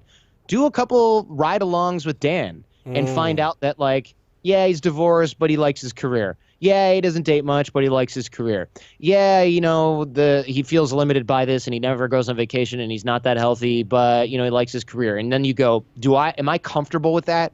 Am I comfortable having that kind of life for the sake of the career that you might like? Or are you more going to ride along with the Jordan or the Tucker who's like, holy crap, this is not what I expected. I'm pulling 7 days a week, 20-hour days. This isn't going to get better for the foreseeable future. I'm making a lot of money, but I never really cared about that. You have to do a ride along when it comes to that sort of thing. And I mean, for any career, get as close as you can. And people always say, if you had to do it all over again, Jordan, what would you do? One, I wouldn't go to law school. It's not that being a lawyer was so terrible, but it just didn't serve me. And I knew going in that I didn't want to do it. I was just getting more education as a security blanket, which is a terrible reason to go to grad school in the first place. The other thing is, I would get a job as somebody's executive assistant as young as I could, and I would just crush it for them. I met somebody when I was in law school, and I said, what do you do? And she was like, oh, I'm the executive assistant to the head of DTE Energy, which is like the electric company in Detroit. And I went, wow, how did you get that? She's like, oh, I just applied and I showed up on time, and all these other people who are applying for this position, And I thought, that's a pretty quick way in to be close to a CEO who's a legit businessman, right? You can either work your way up to the C-suite and be around high performers, or get close to middle management in your 40s and do it. Or you can be this like 26, 27-year-old with a college education and say, I'm going to streamline your life and make it a million times easier. Here's all these workflow processes that I have that you can get from entrepreneurs online. And half the time these people will be like, great, when can you start? Because their inbox is a mess. Their calendar is a mess. They've got an assistant, but it's really a secretary, and that person goes home at 5, but this person's in the office till 9, and they don't travel with the secretary because she's married and has 4 kids and a grandkid. You know, like, you can just say, no, I'll just go everywhere with you. And I'm 26, so pay me $30,000 a year. I just want to learn what it's like to be around a high performer.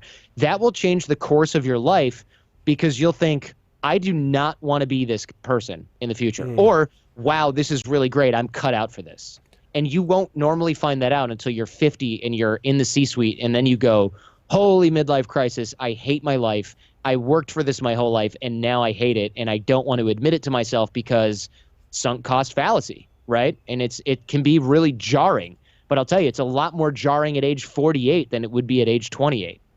Wow, that is such good advice. It resonates with me because the guy who bought the company that I was building out when we first met is a huge music and movie producer, and we started a record label together, basically as like, you know, he was one of my business mentors over the years, and that was exactly how, like, watching him work in the music industry was exactly how I crushed my fantasy of like, yeah, I want to run a record label, when I realized like, this sucks. This is all accounting and negotiating contracts, and then people who used to be your friends hate you because you had to, you know, negotiate the contract to work out well for your company, even though you cut them a check. Now they hate you because you're making, and I was just like, I cannot live this. That is it's such great advice, and it's so outside of the box, what most people wouldn't think. And I think that brings me to, you know, you're talking about going to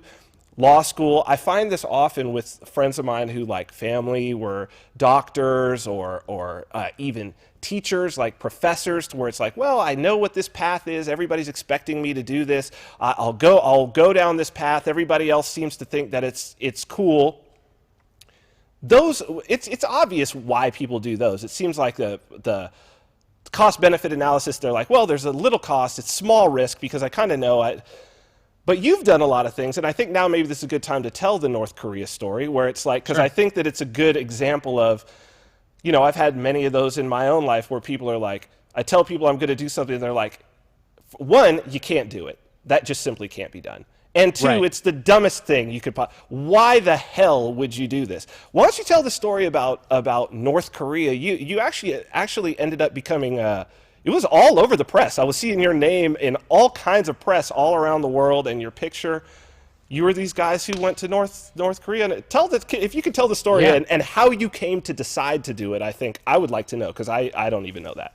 Yeah, good point. I forgot about all the press that this got. It was kind of bananas. What happened was, I started getting emailed articles about Turkmenistan, which had at the time this weird dictator Turkmenbashi who renamed. That's right. He renamed the calendar, and he went to a college once, and he was like, women shouldn't have gold teeth. And so all the women in the whole country went and had their gold teeth pulled out. Wow. And it was just like, what is happening? And then he commissioned an ice palace to be built in the middle of the desert in like one of the hottest countries or hottest deserts in the world. And it was just like, this guy's insane. So I started reading all the news I could about this guy, and I was talking with some of my Russian lawyer friends about it in law school, and they're like, oh, if you think that guy's crazy, check out Kim Jong-il. And I was like, who's that? You know, I'm 24 or something. They're like, oh, the North Korea guy. It's like, oh, right, the North Korean dictator guy. And he was just even more dangerous and crazy and pursuing nuclear weapons and all this stuff. And so I thought, oh, that's really interesting. So I started reading all the news I could about it. And I started talking with some of my friends. And I've got this buddy named Sailor Joe. And he is a ship captain who now lives in the Philippines. And he does like disaster rescues and all this stuff. And he's just like a salty sailor dude who looks like a scary Hezbollah kind of guy, but he's like the nicest guy in the world, but very capable guy, right? Scuba, like Navy SEAL type guy. And but merchant marine, you know, civilian, sort of civilian. So him and I start talking about this North Korea stuff, and he's like, oh yeah, I'm planning to go. It's just not open to Americans right now. This is a guy I met backpacking in Montenegro. We walked through Kosovo, you know, in like 2004. Him and I have been through all kinds of crazy adventures like that. And I'm like, all right, well, if you go, I'll go. But we got to figure out when it's open to Americans. And he's like, trust me, I'm keeping an eye on it because I'm stationed in Asia for the next 3 years. And if they open it up, we'll go. Here's this company that does it. So we started making friends with the guys that ran this company in China, these British guys. They make movies in North Korea. They're the only foreign outlet, or I should say probably Western outlet, that's allowed to make movies there. So this British filmmaker would go in and bring all this foreign film crews and equipment and make these movies in North Korea about North Korea, and they weren't documentaries. You can't do anything like that. You know, you can make some documentaries as long as they look good, and you can make movies as long as they bring national pride, but you can't just go and film random stuff. So he built a relationship of trust with them, and in order to fund the movies, he created a tour company. and it was bringing in the occasional Australian, the couple of Brits here and there. And then they lobbied and lobbied and lobbied, or whatever you do in North Korea. Maybe it's not called lobbying. Maybe maybe they just admit that it's bribing back then. I don't know. And they said, no, we're open to Americans now. And they knew that we were interested in going. So we went on like the first or second tour that was open to Americans after they had closed it off again, I think in like the 90s or something like that. So we went to North Korea, and we went, and it's all supervised. You know, you can't just wander around. They show you what they want to show you. You see a lot of things where you're like, what about that apartment block behind us that has all these people? Can we go see that? And they're like, nope. And then we're like, oh, what about that village down there? Can we go see that? And they're like, no, we're going to this museum. We don't have time. And I remember seeing a lethal car accident. There was a body on the ground. The windshield was broken. There were two cars crashed into each other. There were people on the side of the road. There were no other cars. That's the thing that's also – there's a million weird things about North Korea. One of them is that they have like a 10-lane highway, and you will maybe see one or two other cars in a 3-hour drive on this highway. Oh, wow. There's just not any traffic because there's no fuel and nobody has cars. And I remember seeing this like military Jeep and this other car had collided, and there was a dude just so definitely dead. You know, not moving on the ground. Who knows how long they'd been there. And we're like, we have to stop. And our bus driver and our tour guide were like, nope, the police are on the way. And we're like, I don't think so. You know, there's nobody around. There's no village. There's no other cars.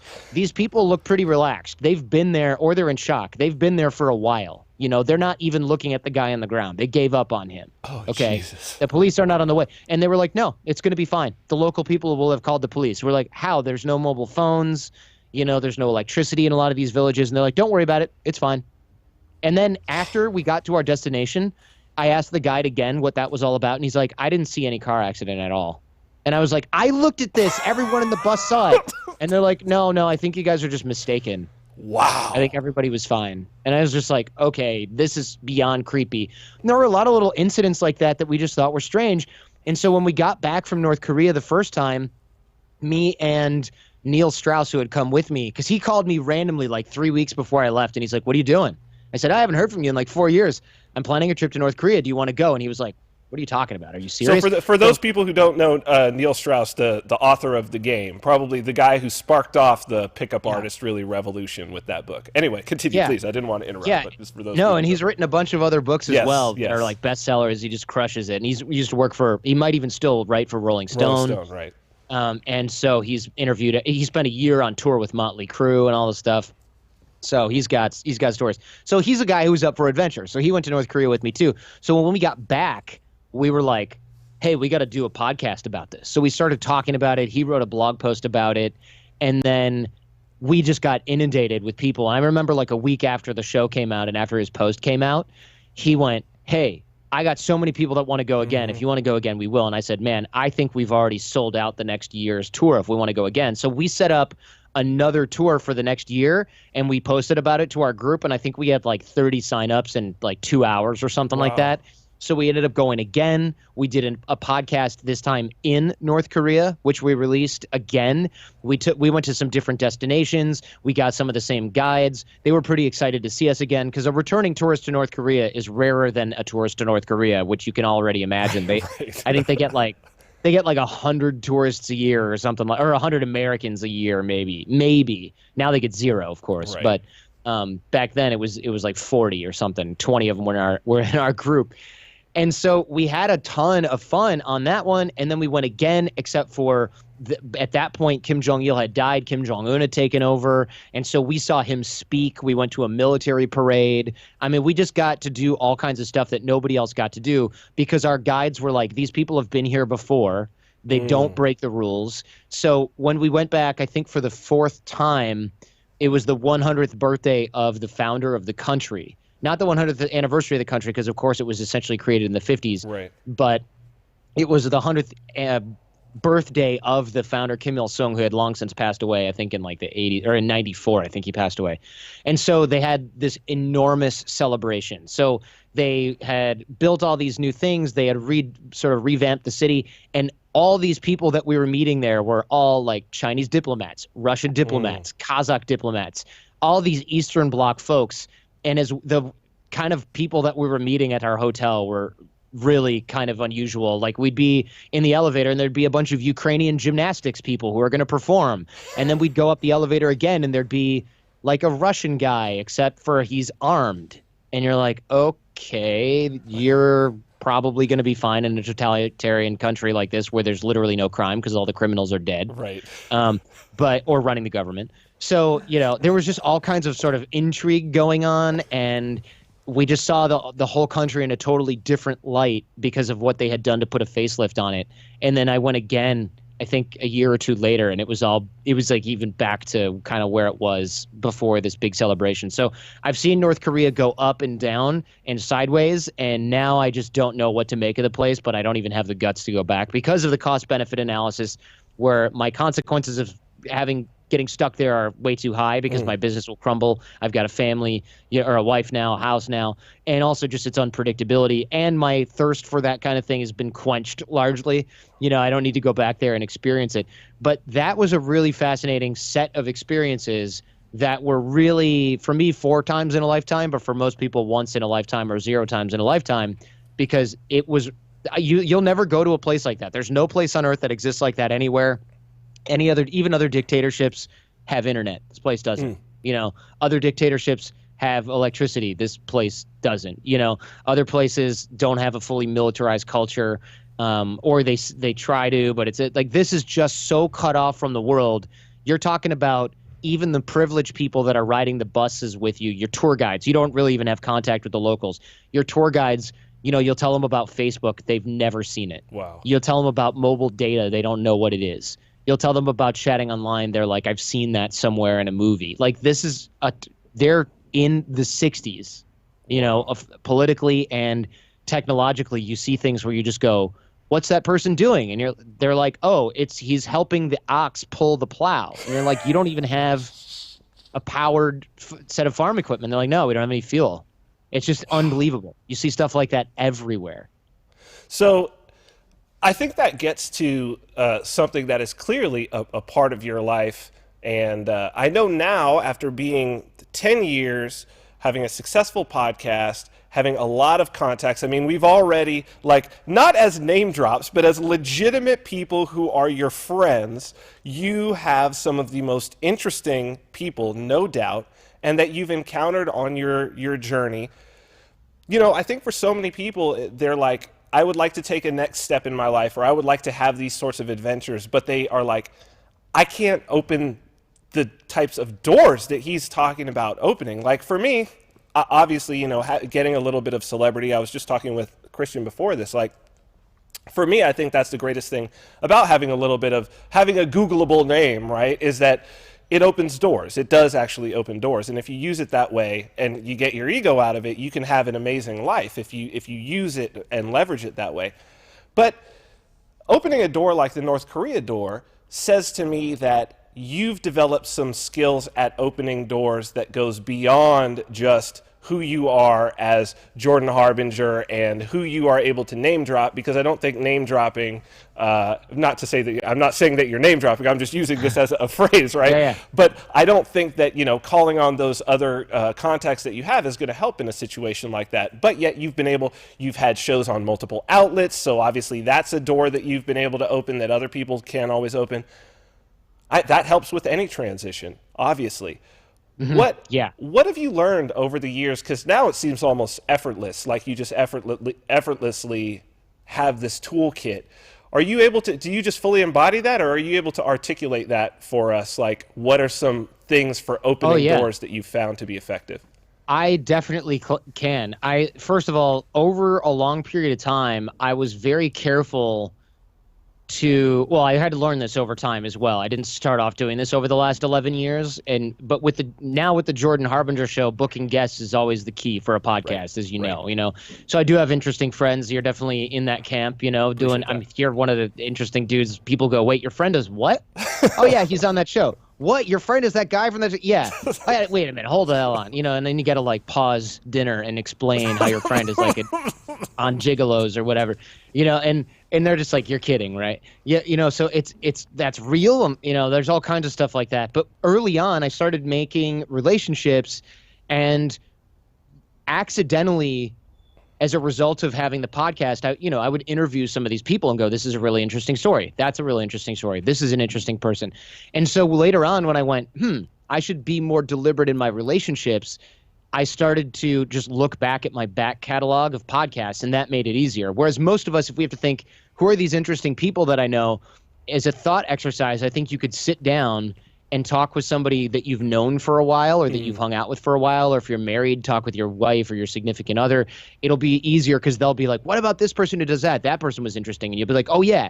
So make a list of people that you've met over the last 10 or 20 years, and you can reach out to them. And especially now that you don't need anything, you don't want to reach out to people and go, hey, I heard that you're a best-selling author now. Right. Would you come on my show? Or, hey, I heard you're a best-selling author now. I'd love to get some tips on how to write a book, because they've heard that from everyone. You can just say, hey, I've heard that you're an author now. That's really cool. I'd love to read your book. I'm going to go get it. And then go and get it and read it and then send them another note and sort of recultivate these relationships. Or just, hey, college roommate who I haven't talked to in 10 years, what's going on? Where do you live now? Tell me about your family. Let's catch up on the phone. And then, don't try to sell them some Amway shit or whatever, right? Because that's what people expect when they hear from you. And in fact, when I reach out to people from my past, I often say, hey, just in case you've been dealing with some of the same stuff I have, no, I'm not trying to sell you Herbalife or anything like that. And then they start laughing because they're like, oh, good, because remember so-and-so from college? He called me to catch up, and we ended up spending all his time. And I was like, how do I get this guy out of my house? And I'm like, no, man, you can even say, I'm just trying to cultivate my connections and stuff because I've really neglected a lot of my relationships. I was focused on my career. I wanted to get back in touch with people who, meant something to me at one point in my life. And a lot of people would be like, damn, that's a really good idea.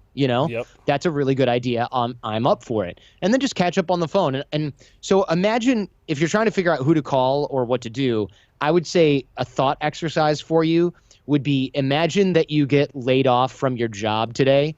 Who are the 10 or so people, and I would go with 20 if you have time to do it, because 10 is not that many. Who are the 10 or so people you'd contact to solicit their advice on what to do next? And if you make that list, that's sort of a directed thought exercise, whereas instead of thinking, oh, who are all the interesting people I've ever met, that's a little vague, and you can just go, nobody, I don't know. If you do the thought exercise about layoffs or you lost your job, who would you contact to get advice? Not necessarily who would you ask for a job, but who would you contact for advice? Make that list now, then reach out to them now, because you don't need anything specifically. And, God forbid you get laid off, but really you're just contacting people that your brain says, this is a person who's well-connected, or this is a person who has deep knowledge of an industry, or this is a person who I trust. Those are all good reasons to reach out to somebody that you haven't spoken to in a while.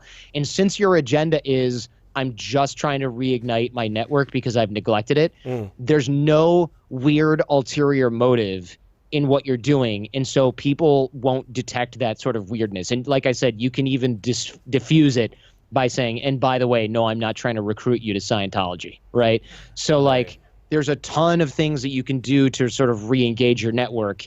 And I highly encourage people to do this type of thing, because when you do need your relationships, when you do want to get an opportunity, you've got to have that well dug before you're thirsty. If you are trying to get a job because you got laid off, you're going to be so desperate. You're going to be like, hey, let's meet up sometime. And then you're going to call them or go out for coffee, have 2 sips and go, how you doing? Cool. Yeah. You have kids and a wife. Great. So I just got fired. I need a job. Can you help me? And they're like, oh, son of a check, please. Right. So it becomes really tough to dig the well when you're thirsty. It's like trying to put a spare tire in your car after you get a flat on the highway. That's not how that works. It's got to be there beforehand. And a lot of us have neglected our networks and the people and our relationships around us because we don't see the consequences of not creating a strong network until it's too late, generally speaking. And then we just think, oh, it's so late. I don't know if I can do this. But you have to learn this stuff. You have to dig the well before you're thirsty, because you're not really immune to the consequences. You're just being willfully ignorant of the secret game being played around you. Your buddy gets promoted above you and you're like, what the hell? I got him this job here. Right. What's going on? Maybe he's more qualified, but maybe he just made a bunch of relationships, and so he got better projects over the last few years. And since he got better projects over the last few years, he was more qualified for that position. You can almost always trace things back to, unless you're working for the government or something, you can almost always trace something back to it's all about who you know. And that can be really good. But if it's not your advantage that you're talking about, like, oh, I got promoted because I got on all these great projects and I got all this great experience, then when you say, oh, it's all about who you know, you put a bunch of stank on the end of it. Like, oh, yeah, well, you know, he made friends with all these guys over at our branch office in New York. So, of course, when he wanted to transfer to New York after we got acquired by that New York-based company and they fired everybody who wasn't based in New York, of course they picked him. Right. It's all about who you know. But really, if you deconstruct those types of sentiments, you think, well, okay, he got a heads up on what they were going to get acquired. He made friends with everybody in the New York office. They got to pick 5 people from the San Jose office to hire who basically got their job saved. Of course they picked the guy that they already knew. Right. Of course they did. Why wouldn't they? They're helping their friend, but also they know they get along with him. They know he's qualified. Why are they going to gamble on you because you worked there for a year longer? Not worth it for them. That's not how these calculations work. So you really get to hedge in a lot of ways by making sure your network is great, but really you find out about a lot of opportunities that you wouldn't otherwise have. And I say that these opportunities lay over the horizon, right? Like I could easily have just, if I'd thought about, oh, I need to go to North Korea, I could have figured out how to find a tour company. I could have tried to plan a trip from Michigan and get it together and do it. But instead, I had all my connections that I knew were interested in this as well because I'd been talking about it a lot, this interest, and I found that Sailor Joe, who I'd known for a long time, was also interested in this, and I shared these articles with him, and then when he was going, he's like, I already have it planned. There's room for 20 people in my group. I've already got 5. Do you want to go? And I said, yeah. And so I just wired him money, and that was it. And that opportunity would not have come about if I had never spoken with him, hadn't been talking with him about my interests, floated out what I was looking for and what I was interested in. And in a classic example of this, in case you're not friends with foreign merchant marine badasses who plan trips to third world dictatorships, which I understand, is when I moved to LA, I had a toothache, and I moved from New York. I didn't have a car. I had a toothache. And if you've ever had a toothache, you're like, oh my God, it hurts. I can't even think. So I started calling dentists, and they're like, we don't take your insurance. Oh, we don't take new patients. We're booked up for 2 weeks. And they were all like, go to the ER. And I thought, no way, they're going to like yank my tooth out with pliers. You know, I'm not going to some like public ER in Hollywood, California with a toothache. I don't trust it. So I posted in desperation on Facebook. Does anyone have a dentist? Can anyone get me? This is pre-Uber. I'm like, I need a dentist that's close enough for me to walk or take a short taxi ride. I need them to be able to like take cash and take my crappy insurance or no insurance and not overcharge me. I just moved here. I have a toothache. It needs to get handled. This dude I don't even know, because obviously I had my privacy settings set up wrong. This dude I don't even know is like, hey, heard your show before. You seem like a nice person. My friend's friend knows you. My aunt's a dentist in Hollywood. Do you want me to call her? I feel bad for you. I was like, yes. So I go get my toothache handled, and I said, thanks, man. I really appreciate it. Let me know if there's anything I can do. He goes, well, I know you're an entrepreneur.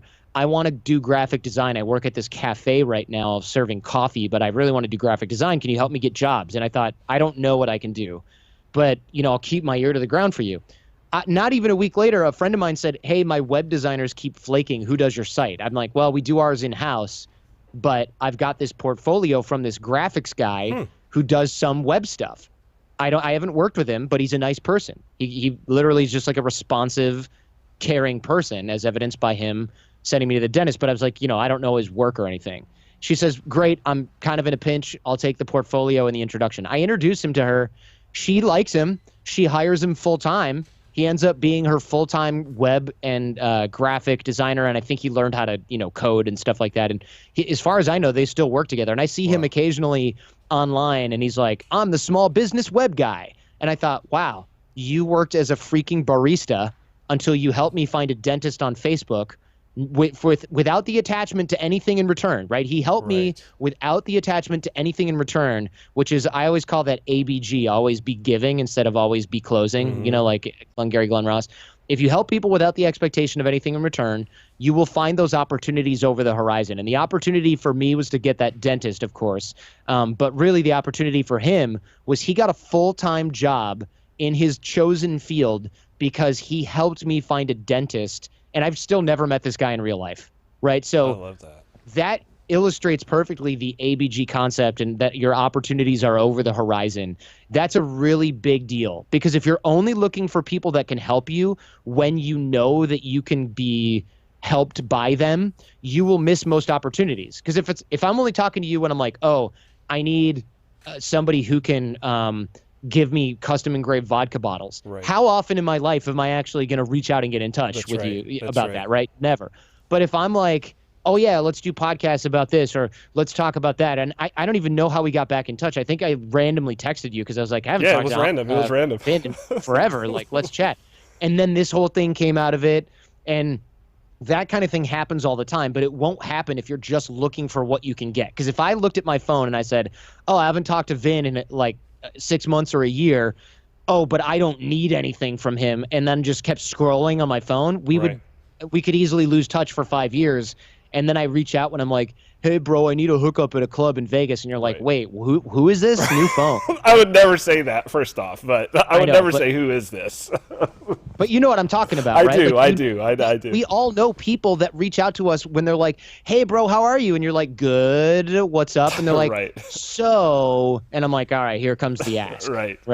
And you don't want to, and you're hesitant to help them because you know it's going to be like a quid pro quo transactional relationship, because that's how your friendship has been. But if you're reaching out to these people beforehand, you're digging the well before you're thirsty, and you're helping other people wherever you can, which usually just involves introducing them to other people that you know. Yeah. It's scalable and it's easy. And most people never bother doing that. So they end up in trouble when they really do get laid off, or when they really do go through a transition, because they haven't dug that well. And then they're like, one of the chief questions I get is, isn't it awkward? And I go, no, because I've talked to these people 4 times in the previous year about something else or other, or I've helped them with something in the past. So no, it's not awkward. It's only weird when you go, oh man, I know I got to reach out to Jim, but last time I talked to Jim, I borrowed something from him, and then like I haven't talked to him since then. And then you dread it because you know you aren't doing it right. I love that. Such good advice, man. Such good advice. So I want to talk about, because now we're coming close on the hour. I want to talk about the Jordan Harbinger show and that transition. So obviously, I mean, people who have listened, if they haven't listened to you before and they don't know who you are obviously like, wow, this dude's got a lot of information that are some massive life hacks. What's different about, I know that you approached first Pickup Podcast, then Art of Charm. I know that you were always approaching it wanting to learn, and it's clear that you've gained a lot of wisdom through that. But there's clearly, with those two, there was a real direct path of like what your focus was on. Was particularly, I know a lot of it was helping men to move forward in terms of their own mastery of social dynamics and whatnot. Now making this transition, talk to us a little bit about the Jordan Harbinger show. How is it different? How are you approaching it? What is it that you're after to learn? What wisdom are you trying to acquire now in this new step? Yeah, so now I have a love for the craft of interviewing, I guess you could say. And so before, I was teaching like social skills and social dynamics. Now, though, I'm talking with a variety of totally different personalities. So one of our first episodes was an attorney named Mark Garagos. And I know lawyers aren't the most exciting people, but he's like Michael Jackson's lawyer, Gary Condit, Susan McDougal, Chris Brown, Scott Peterson, Winona Ryder, among others. And I was like, how do celebrities stay out of jail? And this is a guy who's really smart.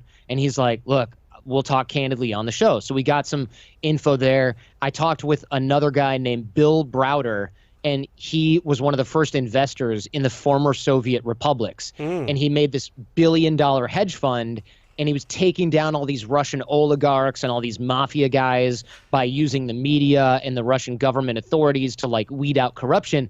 And he had powerful allies, namely Vladimir Putin.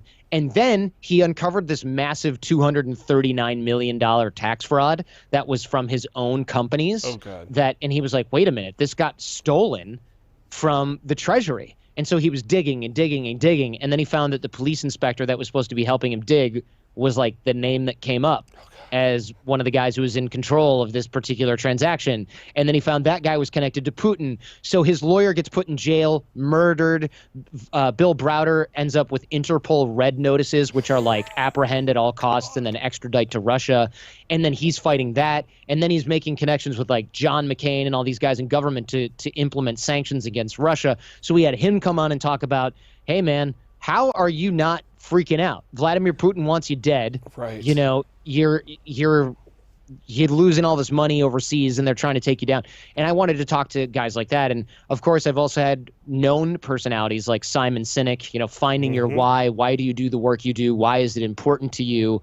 And then I'll go over concrete skill sets, like why we suffer or worry and how to manage it, how to deal with conversational narcissists, how to get over certain types of insecurities, or, you know, neuroscientists will come on and talk about brain influence. So I'm teaching, along with these experts, very practical skills to help people become better, but not just like, how do I look cool at a bar? Or how do I meet special someone? I wanted to sort of get through that and get a more unisex, intelligent, and educated audience. And so that's what we've been doing on the Jordan Harbinger show, is really diving deep into a lot of those topics. So we brought the quality that we've had, that we've built over the last 11 years as a podcast team, as a talk show team. And now we're really just trying to make sure that we create some of the best learning, teachable content out there. And, you know, each episode has worksheets so that people can really apply what they're learning. It's not just like, oh, I feel so inspired. It's like, here's a worksheet so that you can get the practical concepts and use them. And that's really what I love about it, is we're kind of taking the guests' superpowers, their mindsets, and delivering them to the listening audience. Dude, I love this. I love this. So people definitely go jordanharbinger.com to follow you on Twitter at Jordan Harbinger. Anything else before we go, dude? Anything additional? I really appreciate you being on the show, man. It's been a pleasure. Oh, this is super fun. Yeah, I just, look, you're listening to a podcast or watching it, just search for the Jordan Harbinger Show. I'd love to have people who are smart and curious listening. And yeah, hit me up on Twitter at Jordan Harbinger, Instagram at Jordan Harbinger. And man, I'm looking forward to hanging with you next time we get together in person. Absolutely, because I think it's going to been way too long. It really has. It really has. I missed you, man. I missed you. But yeah, likewise. It's good to see you. Glad to have you back on. We'll have to have you back on again. Thank you so much for being on, Jordan. I'm down. Thank you, brother. All right, brother. See you. Super interesting dude, huh, Christian? Absolutely. One of the most interesting. One of the most interesting people I know. I was getting text messages saying, "I love this show." Like, no, he's great. What's so awesome is that, like, and like I say, we have a very special relationship with each other, in that who we are as sort of our public persona.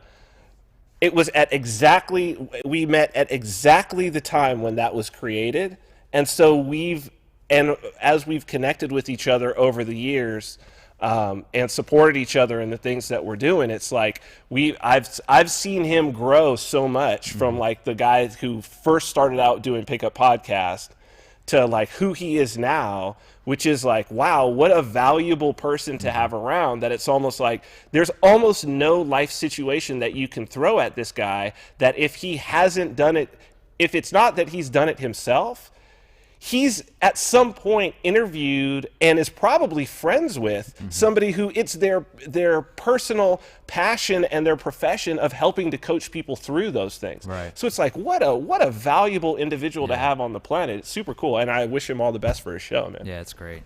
It's great. Good stuff. Yeah. Good stuff. So we were going to take the whole month of this, the whole next month off, but what do we do? One more show?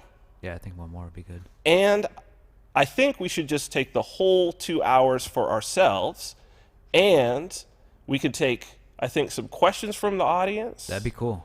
And we've never really gone to the chat room before, right? So we could take some things from the chat, some things. When we come back, we're going to have a little bit of a redesign of the show, a little bit, right? So maybe some things, questions and suggestions from the audience might be cool. What do you think? That'd be great. That's actually. I'll leave it open. We won't even. We'll just take almost exclusively that. If people have questions about us personally or our thoughts on certain things or whatnot, I think that would be cool. Yeah. What do you awesome. think? Cool. Yeah. Okay, so we'll do it next week. Let me say goodbye to the people. So thank you. Oh, where are we?